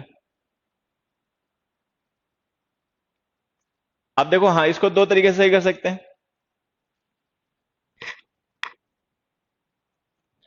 अभी बताता हूं बेटा, ठीक है, देखो, या तो इसको लिखो it is quite a simple procedure to make complaints about other people, या इसको लिख दो it is quite simple to make complaints वगैरह वगैरह वगैरह, सही हो जाएगा। It is quite simple to make complaints, तो या तो वो नाउन फ्रेज के बजाय एडजेक्टिव फ्रेज बना लो, सिंपल एडजेक्टिव हो गया, क्वाइट उसका एडवर्ब हो गया, ऐसे लिख दो, या फिर लिखो क्वाइट सिंपल प्रोसीजर। तो ये क्वाइट की पोजीशन है, ध्यान रखना। अच्छा, फिर जैसे हमने क्वाइट को लिखा है इसी तरीके से एक डिटर्मिनर होता है सच। सच जो होता है ना ये डिटर्मिनर होता है टाइप का। देखो, जैसे हमने कहा I can't trust such a man, तो जो सच वर्ड है ना ये डिटर्मिनर है, ठीक है, और ये बता रहा है कि टाइप को, कि सच अ मैन का मतलब इस टाइप का मैन। तो सच का यूज हम करते हैं जनरली किसी टाइप को रेफर करने के लिए जो स्पीकर और लिसनर के बीच में पहले से अंडरस्टूड होता है। अगर कोई पर्सन ये कह रहा है I can't trust such a man, तो इसका मतलब उसका जो लिसनर है उसे पता है कि विच मैन, कौन से मैन की बात हो रही है या कौन से टाइप की बात हो रही है। मैन की भले बात ना हो रही हो लेकिन टाइप की बात होगी, किस टाइप का मैन, ठीक है। तो सच जो होता है ये डिटर्मिनर होता है और इसका यूज हम करते हैं to stress the type of some noun, किसी नाउन के टाइप को स्ट्रेस करने के लिए। तो इसका भी यूज नाउन फ्रेजेज में सबसे पहले ही किया करो, I can't trust such a man, ठीक है। अब सच का मतलब क्या है, कौन से टाइप के लिए सच का यूज किया गया, वो लिसनर और स्पीकर को पता होगा, हम तो खैर थर्ड पर्सन है, हमें नहीं पता, ठीक है। अब यहां जाते हैं, हमने लिखा the man got very angry with his son for making a such stupid mistake, ठीक है। तो इसको हम ऐसे लिख देंगे the man got very angry with his son for making such a stupid mistakes, ठीक है, सच अ स्टूपिड मिस्टेक। अब मैं इसको सही करने का तरीका और बताता हूं, इसको हम एक और तरीके से भी सही कर सकते हैं कि हम इसको आगे ऐसे लिख दें the man got very angry with his son for making, ठीक है, for making a mistake, for making a mistake which was which was so stupid, अब देखो, ये जो स्टूपिड है, ठीक है, और ये मिस्टेक है, नाउन है, तो हमने यहाँ पे अगर डिटर्मिनर लिखना है तो हम लिख देंगे सच। सच है स्टूपिड मिस्टेक, क्योंकि ये जो सच है ना डिटर्मिनर है, इसका यूज हम नाउन फ्रेज में ही कर पाएंगे। लेकिन अगर मान लो हम नाउन को हटा दें और केवल स्टूपिड एडजेक्टिव लिखा रहने दें, तो हम उसके साथ सच नहीं लिख पाएंगे, क्योंकि स्टूपिड एडजेक्टिव है, सच डिटर्मिनर है, एडजेक्टिव साथ आएगा नहीं, तो सच की जगह हम लिख देते हैं सो एडवर्ब। हालांकि अभी एक दो क्वेश्चन हम आगे डिस्कस करेंगे सो एडवर्ब का भी, लेकिन अपना समझ लेना कि हम इस सेंटेंस को ऐसे भी लिख सकते हैं, the man got very angry with his son for making a mistake which was so stupid. ठीक है, अब सो किस चीज को रेफर करेगा? सच तो रेफर करता है डिग्री को, टाइप को, सो रेफर करता है डिग्री को, डिग्री ऑफ स्टूपिडनेस, स्टूपिडिटी की डिग्री है। अच्छा, चाहे हम सच यूज करें चाहे हम सो यूज करें, सच टाइप को रेफर करता है, सो डिग्री को रेफर करता है, और वो अंडरस्टूड होते हैं। अगर हम सो लिखकर किसी डिग्री को रेफर कर रहे हैं ना, तो वो डिग्री अंडरस्टूड है स्पीकर और लिसनर के बीच में। अगर हम सच लिखकर टाइप को रेफर कर रहे हैं, तो वो टाइप भी स्पीकर और लिसनर के बीच में अंडरस्टूड है। तो अगर हम सो का यूज करेंगे और सच का यूज करेंगे, तो वो हमेशा उन चीजों का रेफर करेंगे जो ऑलरेडी पहले से अंडरस्टूड है। ठीक है, ये जो सो वाला एग्जाम्पल है ना, अब वो तुम यहां से समझना। ये पहला क्वेश्चन पढ़ा, इसका आंसर बताओ।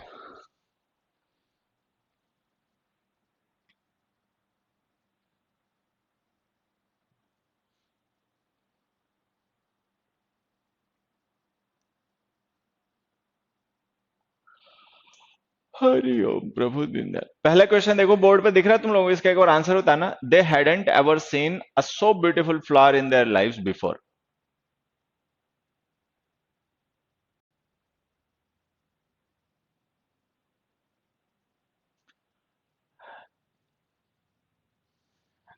पहला क्वेश्चन बच्चों दिख रहा है सामने स्क्रीन पे, इसका एक और आंसर होता है ना।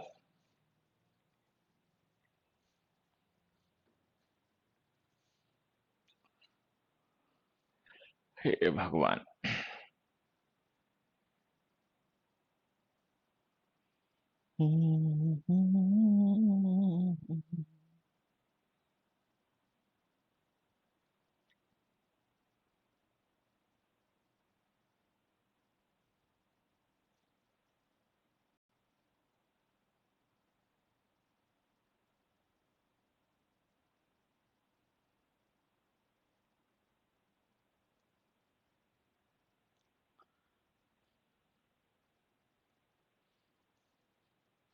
चलो अब मैं बताता हूं, देखो इसको समझना। यहां पर हमने एक लिखा नाउन फ्लावर, उस नाउन को डिस्क्राइब करने के लिए हमने यहां पे लिखा एक एडजेक्टिव ब्यूटीफुल, उस एडजेक्टिव को स्ट्रेस करने के लिए हमने एक एडवर्ब ऑफ डिग्री यूज किया सो, और ये हमारा हो गया ए डिटर्मिनर। ठीक है, यही हो गई पूरी कहानी। तो हमने लिखा दे hadn't ever seen a so beautiful flower in their lives. अभी हमने कहा कि सच और सो जो होते हैं, इनका यूज हम करते हैं टाइप को या डिग्री को रेफर करने के लिए जो ऑलरेडी पहले से अंडरस्टूड होती है, जो ऑलरेडी अंडरस्टूड होती है between the speaker and the listener. Speaker और लिसनर के बीच में उन्हें पता होता है कि सो लिखकर किस डिग्री को रेफर किया जा रहा है या सच लिखकर किस टाइप का रेफर किया जा रहा है। तो ये जो स्ट्रेस करने वाले वर्ड्स होते हैं ना, इनको हमेशा लिखा करो पहले। लेकिन अगर हम सो को पहले लिख देंगे तो सो एडवर्ब जो एडजेक्टिव को डिस्क्राइब करने के लिए हो रहा है, वो दोनों दूर दूर हो जाएंगे। भैया एडवर्ब है, एडजेक्टिव के साथ ही यूज होगा। तो जब हम सो को पहले लिखेंगे ना, तो हम इसके साथ में इस एडजेक्टिव को भी पहले लिख देंगे। तो हम इसे ऐसे लिखेंगे, so beautiful a flower in their life. ठीक है, दे hadn't ever seen so beautiful a flower in their life before. तो ये जो सो एडवर्ब होता है, देखो हमने क्या पढ़ा था कि सच जो होता है उसको भी हम पहले लिखते हैं, लेकिन सच चूंकि डिटर्मिनर होता है तो उसको नाउन फ्रेज में हम वहां पे लिख सकते हैं। लेकिन सो एडवर्ब होता है, एडवर्ब एडजेक्टिव के लिए यूज होता है। अगर हम सो को पहले लिखेंगे ना, जो कि एक एडवर्ब है, तो उसका एडजेक्टिव भी पहले ही लिखना पड़ेगा। तो हम इसे ऐसे लिखेंगे, दे hadn't ever seen so beautiful a flower in their lives before. हालांकि हम इसको एक और तरीके से भी लिख सकते हैं, हम इसको ऐसे भी लिख सकते हैं, दे hadn't ever seen a flower which was so beautiful। ठीक है, अब देखो ये जो ब्यूटीफुल एडजेक्टिव है ना, हमने इसको प्रेडिकेटिवली यूज कर लिया लिंकिंग और के बाद। तो या तो सो का यूज करो ऐसे एडजेक्टिव के साथ में जो प्रेडिकेटिवली यूज हो रहा हो, लेकिन अगर हम सो एडवर्ब का यूज करें किसी ऐसे एडजेक्टिव के साथ में जो एट्रीब्यूटिवली यूज हो रहा हो अपने नाउन के साथ, तो सो एडवर्ब को और उसके एडजेक्टिव को नाउन फ्रेज में पहले लिखा करो। ठीक है, और ये बात केवल सो के लिए नहीं हो रही है, जैसे ये सो एडवर्ब है उसी तरीके से एज एडवर्ब ऑफ डिग्री है, उसी तरीके से टू एडवर्ब ऑफ डिग्री है, और उसी तरीके से दिस और दैट जो है ना, ये भी एडवर्ब ऑफ डिग्री है। तो यहां पे हमें ध्यान ये रखना है कि अगर हम so as to this that, इन एडवर्ब्स का यूज जो कि एडवर्ब ऑफ डिग्री होते हैं, कभी किसी ऐसी डिग्री को रेफर करने के लिए करें जो पहले से ही अंडरस्टूड है, ठीक है, जिसको सेंटेंस में मेंशन नहीं किया जा रहा है, जो पहले से ही अंडरस्टूड है, तो इनका यूज इस तरीके से किया करो। नाउन फ्रेज में इनका यूज किया करो सबसे पहले इनके एडजेक्टिव के साथ, या फिर उस एडजेक्टिव को यूज किया करो प्रेडिकेटिवली, ठीक है। सिक्स्थ एग्जांपल है, इससे तुम बात शायद समझ पाओगे। देखो, बिल्कुल बच्चे, सच अ ब्यूटीफुल फ्लावर भी लिख सकते हैं। सच का यूज हमने पहले पढ़ लिया, ठीक है, क्योंकि अब ब्यूटीफुल फ्लावर क्या है, एक नाउन फ्रेज है, तो हम इसका सच भी यूज कर सकते हैं, सच अ ब्यूटीफुल फ्लावर। लेकिन अगर मान लो सच नहीं यूज करना है, सो यूज करना है, तो कैसे करोगे वो अब सीख लो, ठीक है।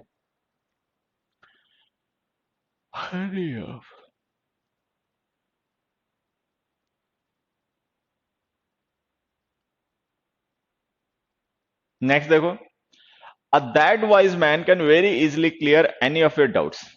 अब यहां पे देखो समझना, ये जो सेंटेंस है ना, ये जो सेंटेंस है, इसमें अगर ये ए ना लिखा हो या ये दैट ना लिखा हो तो ये सही हो जाएगा। मान लो हम एक सेंटेंस लिखे केवल इतना, a wise man can very easily clear any of your doubts, तो सही हो जाएगा। हम क्या करेंगे, वाइज मैन जो एडजेक्टिव है उसके लिए ए को डिटर्मिनर मान लेंगे, ठीक है।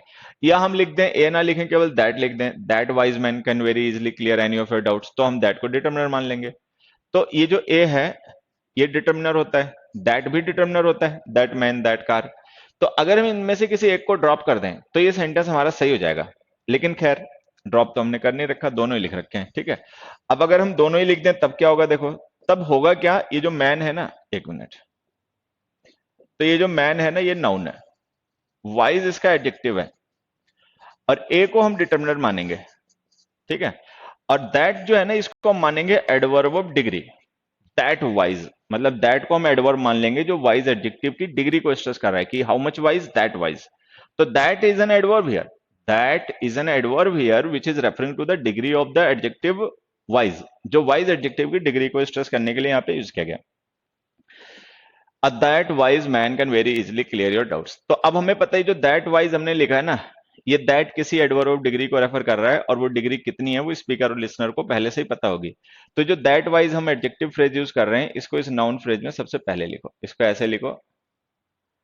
अब that wise a man, that wise a man can very easily clear any of your doubts, तो ये सेंटेंस हमारा सही जाएगा। या फिर हम इसको एक और तरीके से सही कर सकते हैं, ठीक है, और हम इसको ऐसे सही कर सकते हैं कि a man who is that wise can clear any of your doubts. तो या तो हम ऐसे लिखें man who is that wise, कि एक आदमी जो इतना वाइज हो, ठीक है, या फिर हम लिख दें दैट वाइज अ मैन। तो ये ध्यान रखना है कि so as to this that, अगर हम इनका यूज किसी ऑलरेडी मेंशन्ड या ऑलरेडी अंडरस्टूड डिग्री को रेफर करने के लिए किसी एडजेक्टिव के यूज करें, तो या तो उस एडजेक्टिव को प्रेडिकेटिवली यूज किया करो लिंकिंग ओवर के बाद लिखकर, या फिर उस एडजेक्टिव को उसके नाउन से पहले लिखा करो, ठीक है, तब ये सही होगा। नेक्स्ट क्वेश्चन देखो, Mohan could not solve the puzzle as it was a too difficult puzzle for him.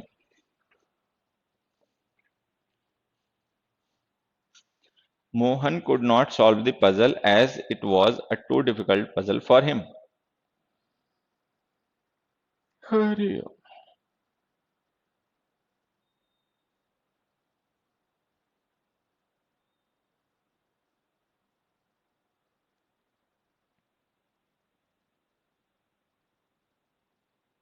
हाँ, कॉमा आएगा बेटा, नॉन डिफाइनिंग क्लॉज लिखना। अब देखो हमने लिखा Mohan couldn't solve the puzzle as it was a too difficult puzzle. तो इसको हम दो तरीके से सही कर सकते हैं। एक तरीका तो यही है कि लिख दो इसको too difficult a puzzle, as it was too difficult a puzzle for him, या इसको ऐसे लिख सकते हैं as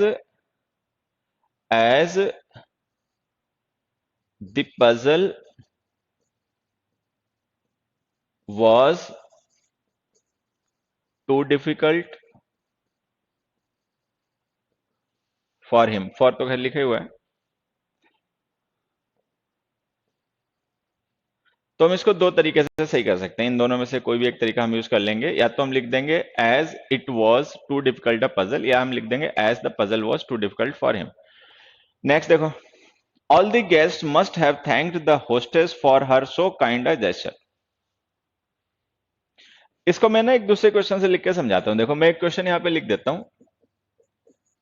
they liked your so costly a car. ठीक है, ये मैंने एक सेंटेंस लिखा है। अगर ये गलत हो, जो कि ये है, तो इसको हम कैसे सही कर सकते हैं, ये तुम लोगों को बताना है।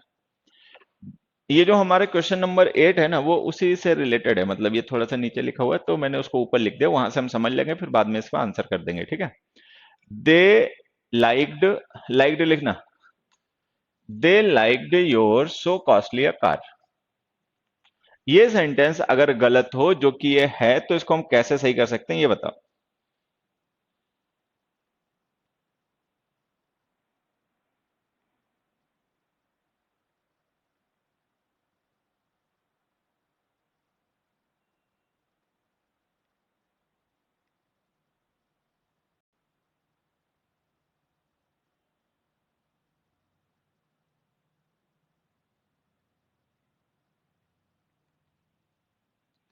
हरिओम।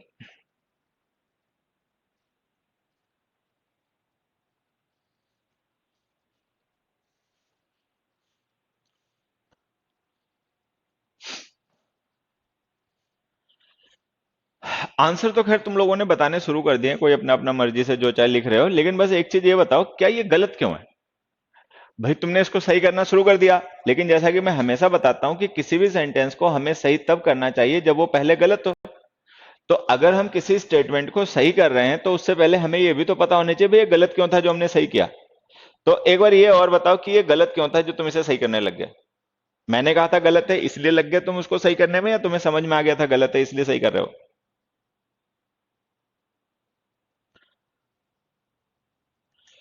ये सेंटेंस जो तुमने सही करना शुरू कर दिया, इसके पीछे लॉजिक क्या? तुम्हें समझ में आ गया ये गलत है इसलिए, या बस तुमने, मैंने कहा कि सही करो, तुम लग गए, शुरू हो गए?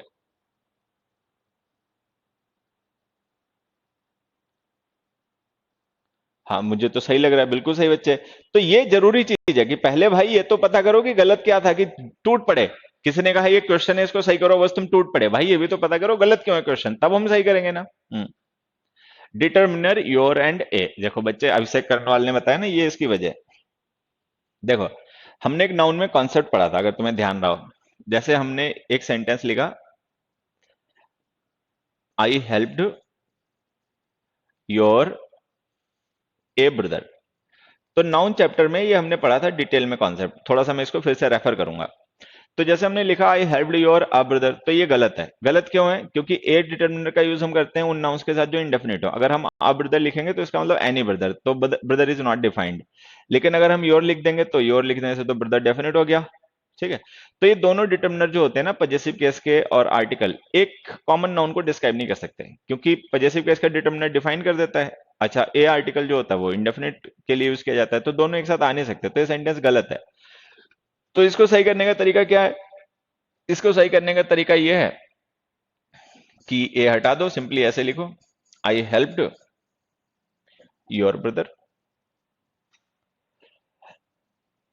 ये लो, सही हो गया। लेकिन अगर हम ये लिख देंगे आई हेल्प्ड योर ब्रदर, तो इसका मतलब हमें ये मानना पड़ेगा कि जो यू है उसका एक ही ब्रदर है और मैंने उसकी मदद की। लेकिन अगर मान लो ऐसा ना हो, उसके कई भाई हो, उनमें से किसी एक की मैंने मदद की हो, ठीक है, तब हम क्या करेंगे? तब हम इसको पता है ऐसे लिखेंगे, तब हम लिखेंगे आई helped a brother of yours. I helped a brother of yours. तो अब ब्रदर ऑफ योर्स का मतलब जाएगा वन ऑफ योर ब्रदर्स, कि तुम्हारे भाइयों में से एक। तो या तो हम इसको लिखें आई हेल्प योर ब्रदर तो सही होगा, या हम लिखें I help the brother of yours तो सही होगा। ये जो हमने लिख रखा है आई हेल्प योर ब्रदर, ये गलत है। तो यहां पे हमें समझना यह है कि हम पजेसिव केस का डिटर्मिनर और आर्टिकल एक कॉमन नाउन को डिस्क्राइब करने के लिए नहीं यूज कर सकते। तो जैसे हमने यहाँ पे ब्रदर नाउन के लिए योर और ए यूज किया ना, तो ये गलत हो गया। उसी तरीके से यहाँ पे देखो, ये जो हमने योर यूज किया डिटर्मिनर, और ये जो ए डिटर्मिनर यूज किया, ये एक कॉमन नाउन कार को डिस्क्राइब करने के लिए यूज किया, तो ये गलत हो गया। तो भाई ये गलत हो गया, ठीक है।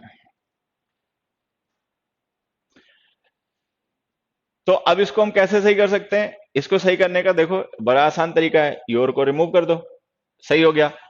दे liked so costly a car. लेकिन जब हम ये लिख देंगे सो कॉस्टली अ कार, तो ये कैसे पता लगेगा ये कार है किसकी? भाई पजेसिव केस का जो डिटर्मिनर था वो हमने ड्रॉप कर दिया, तो पजेशन वाला सेंस खत्म हो गया। अब तो ये पता नहीं चल पाएगा कि इतनी कॉस्टली कार है किसकी, जो तो हमारा मीनिंग बदल गया। तो हम क्या करेंगे, उस योर को ड्रॉप करने के बजाय ना यहां पे लिख देंगे ऑफ योर्स। तो हम इसे ऐसे लिखेंगे, they like so costly a car of yours, कि मतलब ये तुम्हारी कार है इतनी कॉस्टली, उन्हें अच्छी लगी। लेकिन इसका मतलब हमें ये मानना पड़ेगा जो यू है ना उसके पास कई कार हैं, उनमें से एक कोई कार जो कॉस्टली है उसके बारे में बात कही जा रही है। लेकिन मान लो उसके पास कार एक ही हो, अगर यू जो है उसके पास कार एक ही हो और कार हो ही ना, तो हम कैसे लिखेंगे? तो देखो हम लिखेंगे इसको ऐसे, they like your car which is so costly.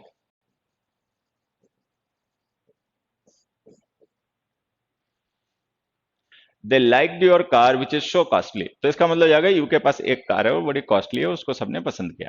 लेकिन यू के पास अगर बहुत सी कार हो, उनमें से कोई एक कॉस्टली कार हो, उसको रेफर करना हो, तो जो ऊपर लिखा गया वो लिखना, so costly car of yours. तो so costly car of yours और your car which is so costly, ठीक है, इस तरीके से हम इसको सही कर सकते हैं। ठीक है, आ गया समझ में? बढ़िया। तो ये जो हमारे 8th क्वेश्चन है ना, इसमें देखो यही है, जैसे हमने लिखा all the guest must have thanked the hostess for her so kind a gesture. तो ये जो हमने हर लिखा पजेसिव केस का डिटर्मिनर और योर लिखा, ये दोनों ही हमने डिस्क्राइब करने के लिए जेस्चर को यूज कर लिया, तो ये गलत है। ये दोनों एक साथ यूज नहीं हो सकते। तो ये जो हर पजेसिव केस का डिटर्मिनर है इसको ड्रॉप कर दो, ऐसे लिखो all the guest must have thanked the hostess for so kind a gesture. ठीक है। अच्छा, इस हर को यहां से ड्रॉप करके अगर चाहते हो तो यहां पे भी लिख सकते हो ऑफ हर्स। ठीक है। अच्छा, यहाँ पे ऑफ हर्स लिखना मैंडेटरी नहीं है, मैं समझा देता हूं। यहाँ पे इसलिए मैंडेटरी नहीं है क्योंकि जो हमने लिखा ना थैंक द होस्टेस, तो हम इतना कॉमन सेंस से अप्लाई कर सकते, समझ सकते हैं कि जिस पर्सन को थैंक किया गया है उसी का काइंड जेस्चर होगा जिसकी बात की जा रही होगी। ठीक है। तो आप चाहो तो ऑफ हर्स लिखो लास्ट में और चाहो तो मत लिखो। ठीक है। All the guest must have thank the hostess for so kind gesture. ठीक है। तो इतना कॉमन सेंस तो सबको ही होता है कि अगर हॉस्टेस को थैंक किया गया तो जो जेस्चर है वो भी उसी का रहा होगा। ठीक है। तो ऑफ हर्स नहीं लिखेंगे तब भी ये सेंटेंस सही माना जाएगा। हरिओम। चलो नेक्स्ट क्वेश्चन पे आ जाओ। नेक्स्ट क्वेश्चन देखो सामने आपको बोर्ड पे दिख रहा होगा, इसका आंसर बताना।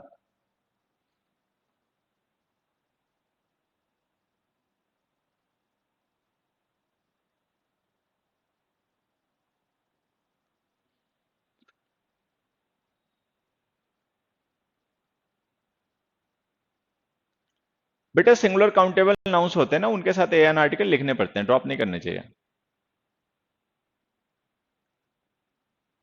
We can't support them because they are hard guiltless in this matter.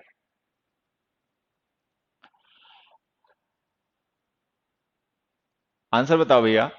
मेरे पास कौन सी कार है? अबे i20 है, इलिट। आंसर बताओ। तुम लोग अपने पढ़ाई लिखाई क्या लेना देना रखा करो, कौन सी कार है कौन सा घर है।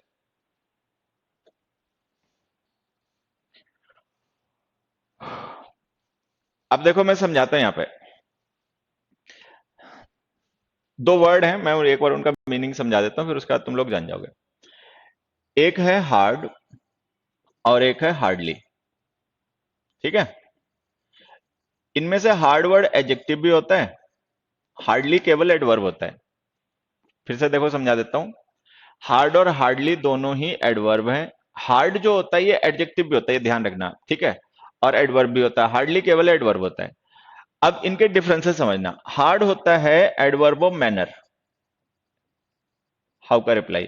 हार्डली होता है adverb of degree, to what extent या हाउ मच का रिप्लाई। एक तो ये डिफरेंस इनका ध्यान रखना कि वो एडवर्ब ऑफ मैनर है और ये एडवर्ब ऑफ डिग्री है। ठीक है।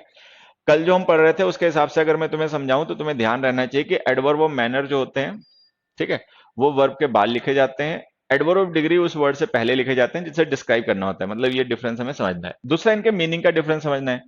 हार्ड का मतलब होता है विद फोर्स, जोर से।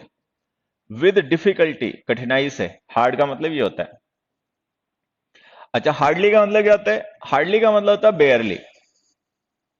निगेशन के लिए हम इसका यूज करते हैं, इसका मतलब होता है बेयरली, ऑलमोस्ट नथिंग।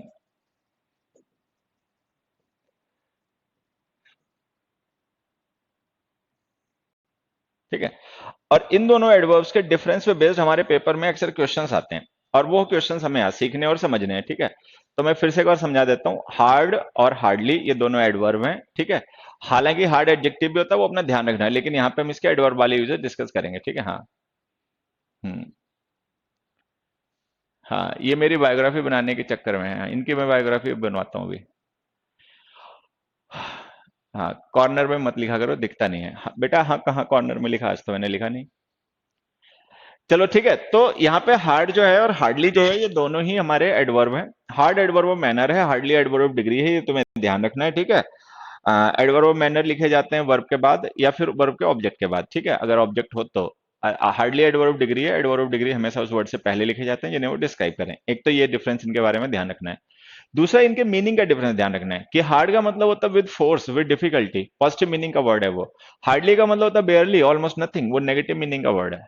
तो जब इतनी जानकारी हमें पता रहेगी तो हम इनका सही यूज कर लेंगे। जैसे देखो, समझना, हमने कहा कि वी कांट सपोर्ट हिम, हम उन्हें सपोर्ट नहीं कर सकते। क्यों नहीं कर सकते? Because they are hard guiltless in this matter. अब देखो, हमने यहाँ पे गिल्टलेस एडजेक्टिव यूज किया, और इस गिल्टलेस एडजेक्टिव को डिस्क्राइब करने के लिए हमें एक एडवर्ब चाहिए, ठीक है।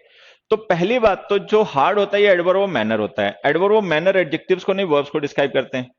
तो एक तो गलती यही हो गई कि भाई एडजेक्टिव है तो इसको एडवर्ब ऑफ डिग्री डिस्क्राइब कर सकते हैं, एडवर्ब ऑफ मैनर नहीं कर सकते। तो एक तो हार्ड ऐसे ही गलत हो गया क्योंकि एडवर्ब ऑफ डिग्री होता नहीं है। दूसरा, हम कह रहे हैं कि हम उनको सपोर्ट नहीं कर सकते, ठीक है। अब हम किसी पर्सन को सपोर्ट कब करते हैं? जब हमें पता हो कि वो गिल्टलेस है। गिल्टलेस का मतलब है मतलब क्या कहेंगे इसे, निरपराध, ठीक है। हाँ, दोषी नहीं है। तो अगर कोई पर्सन गिल्टलेस है तो हम उसके सपोर्ट करते हैं, लेकिन अगर हम उनकी सपोर्ट नहीं कर रहे हैं तो इसका मतलब वो गिल्टलेस नहीं होंगे, हमें नेगेटिव मीनिंग चाहिए। तो हम नेगेटिव मीनिंग कन्वे करने के लिए यहां पे लिख देंगे हार्डली। हार्डली गिल्टलेस का मतलब ऑलमोस्ट नॉट गिल्टलेस, कि भाई वो गिल्टलेस नहीं है, उन्होंने दोस्त किया है, उन्होंने कुछ गड़बड़ की है, इसलिए हम उनको सपोर्ट नहीं कर सकते, ठीक है। तो देखो, एक तो हमें नेगेटिव मीनिंग चाहिए था, इसलिए हमने हार्डली लिख दिया। दूसरा, गिल्टलेस जो है ना, ये वर्ड एडजेक्टिव है। एडजेक्टिव्स को एडवर्ब ऑफ मैनर डिस्क्राइब नहीं कर सकते, एडवर्ब ऑफ मैनर हमेशा वर्ब्स को डिस्क्राइब करते हैं, ठीक है। एडजेक्टिव्स को डिस्क्राइब करते हैं adverb of degree, how much का रिप्लाई, हाउ मच गिल्टलेस, तो उसके लिए हमने एडवर्ब ऑफ डिग्री हार्डली लिख दिया, ये आंसर हो गया। सेकंड क्वेश्चन देखो, the singer worked hardly on the clear articulation of every note. अब जैसे हमने लिखा the singer worked, worked verb हो गई, और वर्ब के बाद हमने एडवर्ब लिखा हार्डली, ठीक है। हार्डली एडवर्ब है। लेकिन अगर तुम्हें अब तक ध्यान रह गया हो तो हमने क्या पढ़ा था? हम्म। अच्छा, जहां पे हार्ड लिखा है वहां पे अशक का लोगो है। हाँ, देखता हूं, एक मिनट रुक जाओ। अच्छा, हाँ।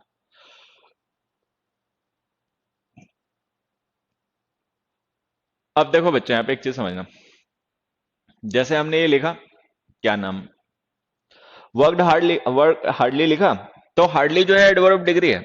अगर मान लो हमें एडवर्ब ऑफ डिग्री यूज ही करना होगा तो हम वर्ब से पहले लिखेंगे, क्योंकि एडवर्ब ऑफ डिग्री जो होते हैं वो उस वर्ड से पहले लिखने पड़ते हैं जिन्हें डिस्क्राइब करना हो। तो अगर हमें हार्डली यूज भी करना पड़ेगा तो हम वर्ब से पहले लिखेंगे, बाद में क्यों लिखेंगे?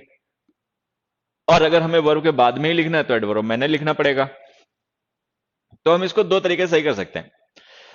या तो इसको लिख दो hard, the singer worked hard. Worked hard ही लिखना, वैसे मैं बताऊंगा, क्योंकि वर्क हार्ड जो होती है ना, वो एक फ्रेज होती है। वर्क हार्ड एक वर्ब फ्रेज होती है जिसका मतलब होता है मेहनत करना, ठीक है।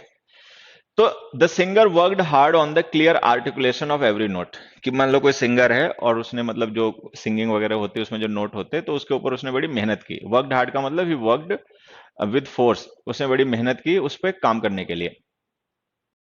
अच्छा, अगर हमें हार्डली यूज करना होता तो हम हार्डली पहले लिख के यूज कर सकते थे। द सिंगर हार्डली वर्कड, कि हार्डली वर्क लिख देते तो मीनिंग नेगेटिव हो जाता।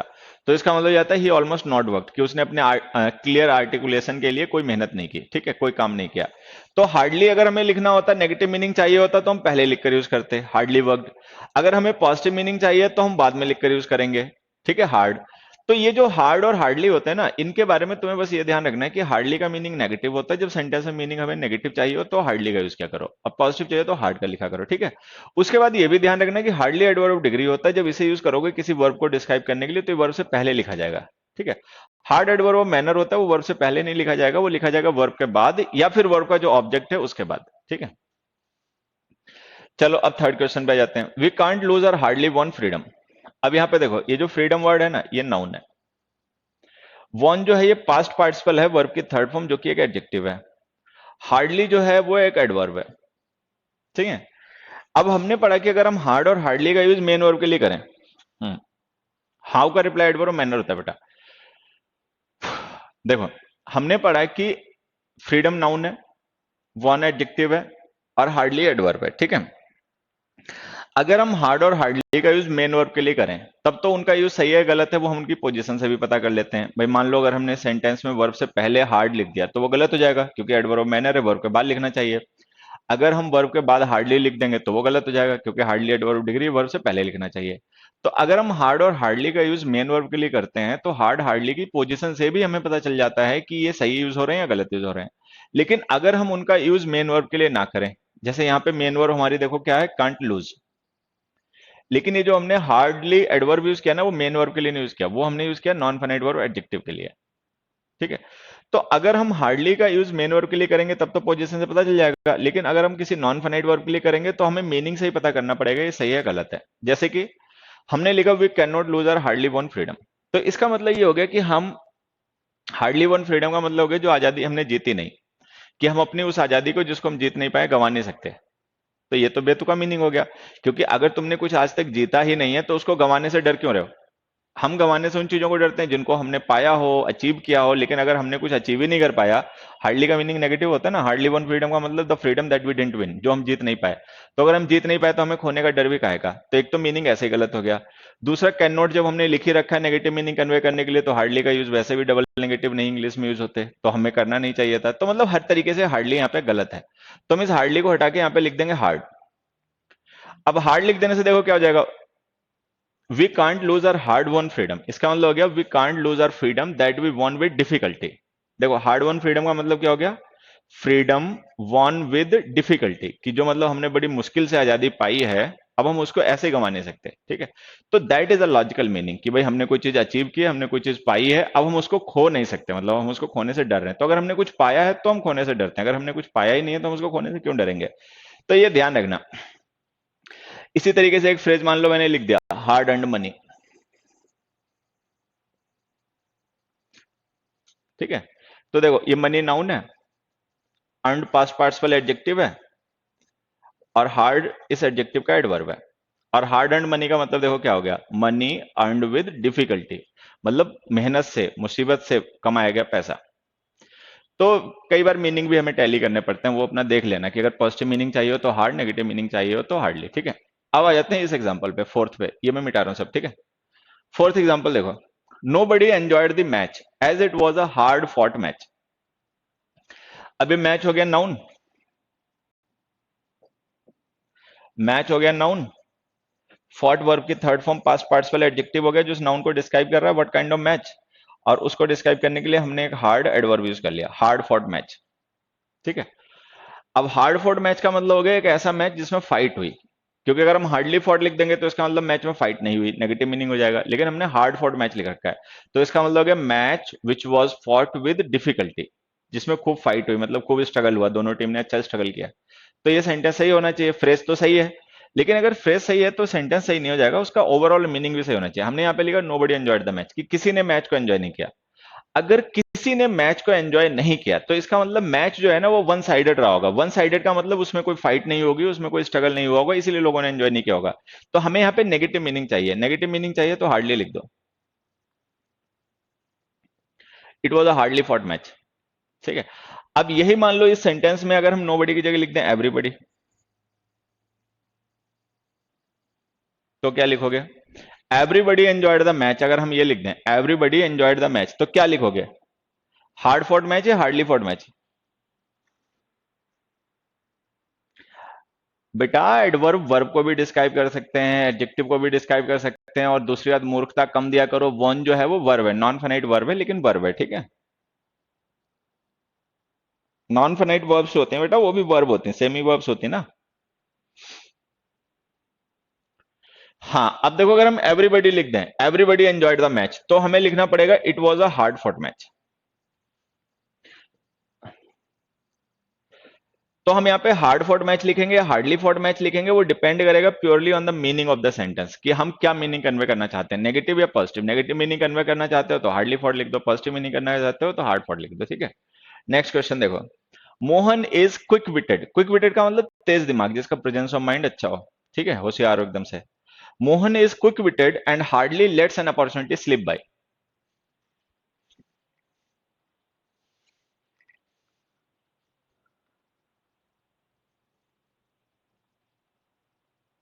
ये तुम्हें क्वेश्चन थोड़ा सा मुश्किल पड़ेगा, आंसर बताओ तो इसका एक बार।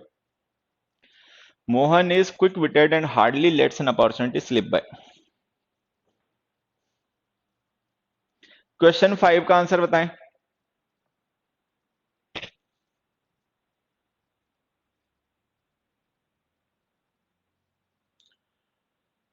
हरिओम दीनदयाल।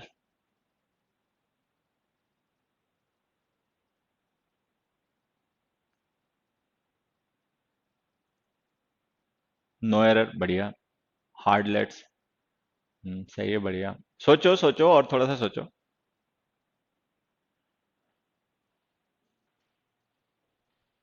लेट्स हार्ड, बहुत मारूंगा समझा, लेट्स हार्ड।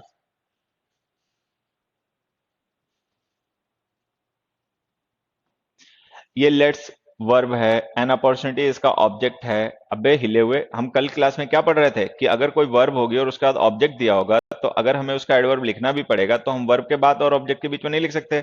अगर मान लो हमें हार्ड लिखना भी होगा बेटा, तो हम वर्ब के बाद थोड़ी लिख पाएंगे, ऑब्जेक्ट के बाद लिखना पड़ेगा।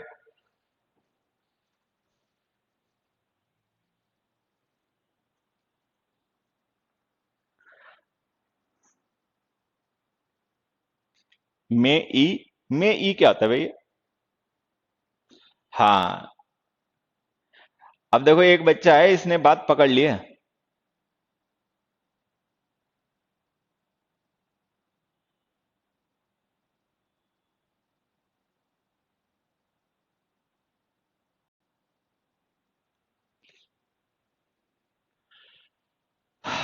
अब देखो मैं समझाता हूँ, ये सारे दिमाग पे ज्यादा जोर मत डालो, थोड़ा सा दिमाग है, क्यों से परेशान करोगे तुम लोग। यहाँ पे देखो, अब मैं जो समझाता हूँ वो सुनना। दे, ठीक है, they hardly, they hardly waste time in gossips. ये जैसे मैंने लिख दिया, they hardly waste time in gossips, कि वो गपबाजी में टाइम खराब नहीं करते अपना, मतलब वो काम करते हैं, गपबाजी में टाइम खराब नहीं करते। अब यहाँ पे जो मैं छोटी छोटी दो तीन बातें बता रहा हूँ ना, इनको ध्यान से सुनना और समझना। हमारे पास एक वर्ड है हार्डली, ठीक है, और एक वर्ड है सेल्डम, ठीक है। हार्डली का सिनोनिम हो गया बेयरली, और सेल्डम का सिनोनिम हो गया रेयरली,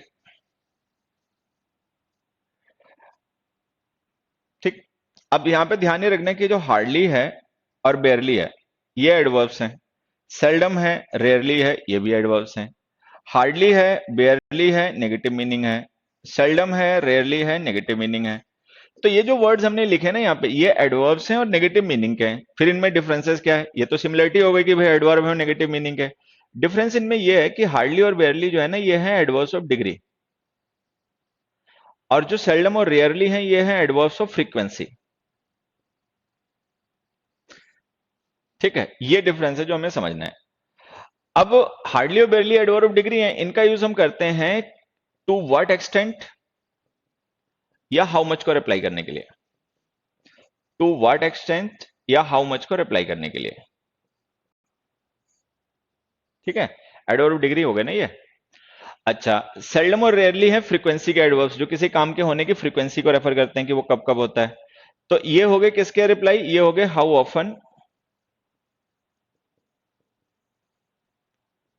या व्हेन के रिप्लाई, क्योंकि ये टाइम की फ्रीक्वेंसी रेफर करते हैं ना। तो ये हमें ध्यान रखना है कि hardly barely are the adverbs of degree, उनका यूज हम करते हैं किसी वर्ब, किसी एडजेक्टिव या किसी एडवर्ब की एक्सटेंट शो करने के लिए, उसकी रेंज शो करने के लिए, डिग्री शो करने के लिए, और वो टू व्हाट एक्सटेंट या हाउ मच के रिप्लाई होते हैं। Seldom rarely adverb of frequency होते हैं, वो एडवर्ब ऑफ डिग्री नहीं होते हैं। उनका यूज हम करते हैं किसी एक्शन की फ्रीक्वेंसी को रेफर करने के लिए, कोई एक्शन कब कब होता है, ठीक है। और वो हाउ ऑफन या व्हेन का रिप्लाई होते हैं। तो अगर हमें सेंटेंस में हाउ मच का रिप्लाई लिखना है, तब तो हम लिखेंगे हार्डली या बेयरली। लेकिन अगर हमें सेंटेंस में हाउ ऑफन का या व्हेन का रिप्लाई लिखना है तो हम लिखेंगे रेयरली या सेल्डम। ये हमें ध्यान रखना है, ठीक है। ये छोटी सी बात है, वो हमें ध्यान रखनी है, ठीक है। हाँ, लो फ्रीक्वेंसी होती है ना, जैसे अभी हमने क्या पढ़ा था थोड़ी देर पहले कि सेल्डम का मतलब और रेयरली का मतलब होता है ऑलमोस्ट नेवर। ऑलमोस्ट नेवर, यहां पे इससे लिखता हूं, देखो मैं, हमने अभी क्या पढ़ा था कि हार्डली, सेल्डम और रेयरली का मतलब होता है ऑलमोस्ट नेवर। तो अगर तुम्हें लगे ना इस सेंटेंस में नेवर के यूज करने की जरूरत है तो लिखो वहां पर सेल्डम या रेयरली।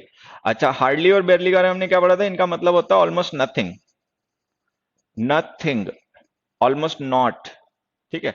तो ये देखो, ये नथिंग या नॉट का सब्स्टिट्यूट होता है, मतलब ये रेफर करते हैं डिग्री अमाउंट को, ये रेफर करते हैं टाइम को। तो जब वेन का रिप्लाई लिखना हो तो इनका यूज हार्डली बेयरली का मत किया करो। अब जैसे हमने लिखा they waste their time in gossips, when, when do the waste, तो व्हेन का रिप्लाई क्या आ जाएगा, नेवर। तो अगर हमें यहाँ पे लिखना पड़े, हम नथिंग नहीं, यहाँ पे हम लिखेंगे never, never waste their time in gossips. तो हमें पता है नेवर एडवर्ब ऑफ फ्रीक्वेंसी है। अगर हम उसकी जगह लिखेंगे तो एडवर्ब ऑफ डिग्री हार्डली क्यों लिखेंगे, उसकी जगह हम लिखेंगे एडवर्ब ऑफ फ्रीक्वेंसी सेल्डम या रेयरली। तो इसका आंसर ही है they seldom waste time in gossips. Their time लिख लेना, they seldom waste their time in gossips. चलो, जब ये सेल्डम एल्डम समझ में आ जाए ना तो एक क्वेश्चन और लिख रहा हूं, इसको अपने आप से करना।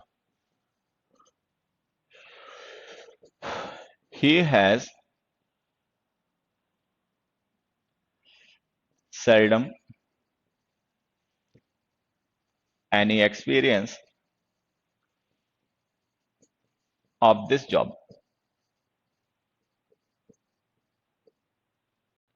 He has seldom any experience of this job. इसको देखो, अपने आप को समझ में आया?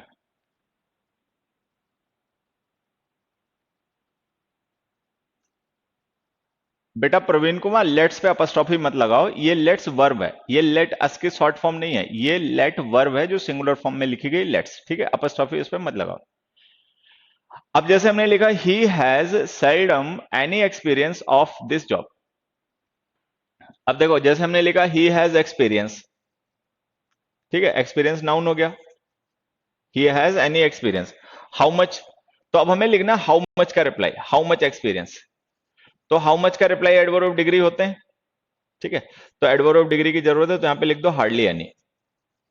हार्डली एनी का मतलब हो जाएगा ऑलमोस्ट नो एक्सपीरियंस, कि उसको कोई एक्सपीरियंस इस जॉब का नहीं है। तो अगर हम एक्सपीरियंस जो कि एक नाउन है उसके अमाउंट को, उसकी डिग्री को रेफर कर रहे हैं तो हमें लिखना पड़ेगा हार्डली, ठीक है। अच्छा, एक दूसरी चीज भी आप चाहो तो समझ सकते हो, जैसे ये जो सेल्डम है ना, ये एडवर्ब ऑफ फ्रीक्वेंसी है। अगर वास्तव में हमें एडवर्ब ऑफ फ्रीक्वेंसी यूज ही करना होता तो हमने पिछली क्लास में क्या पढ़ा था कि एडवर्ब ऑफ फ्रीक्वेंसी लिखे जाते हैं मेन वर्ब से पहले, तो हम उसको हैज से पहले लिखते। तो ये तुम्हें ध्यान रखना है कि जब सेंटेंस में व्हेन के रिप्लाई की जरूरत पड़े, हाउ ऑफन के रिप्लाई की जरूरत पड़े, तो सेल्डम या रेयरली का यूज किया करो जो एडवर्ब ऑफ फ्रीक्वेंसी होते हैं। अगर सेंटेंस में हाउ मच की या टू व्हाट एक्सटेंट के रिप्लाई की जरूरत पड़े तो हार्डली या रेयरली लिखा करो जो एडवर्ब ऑफ डिग्री होते हैं।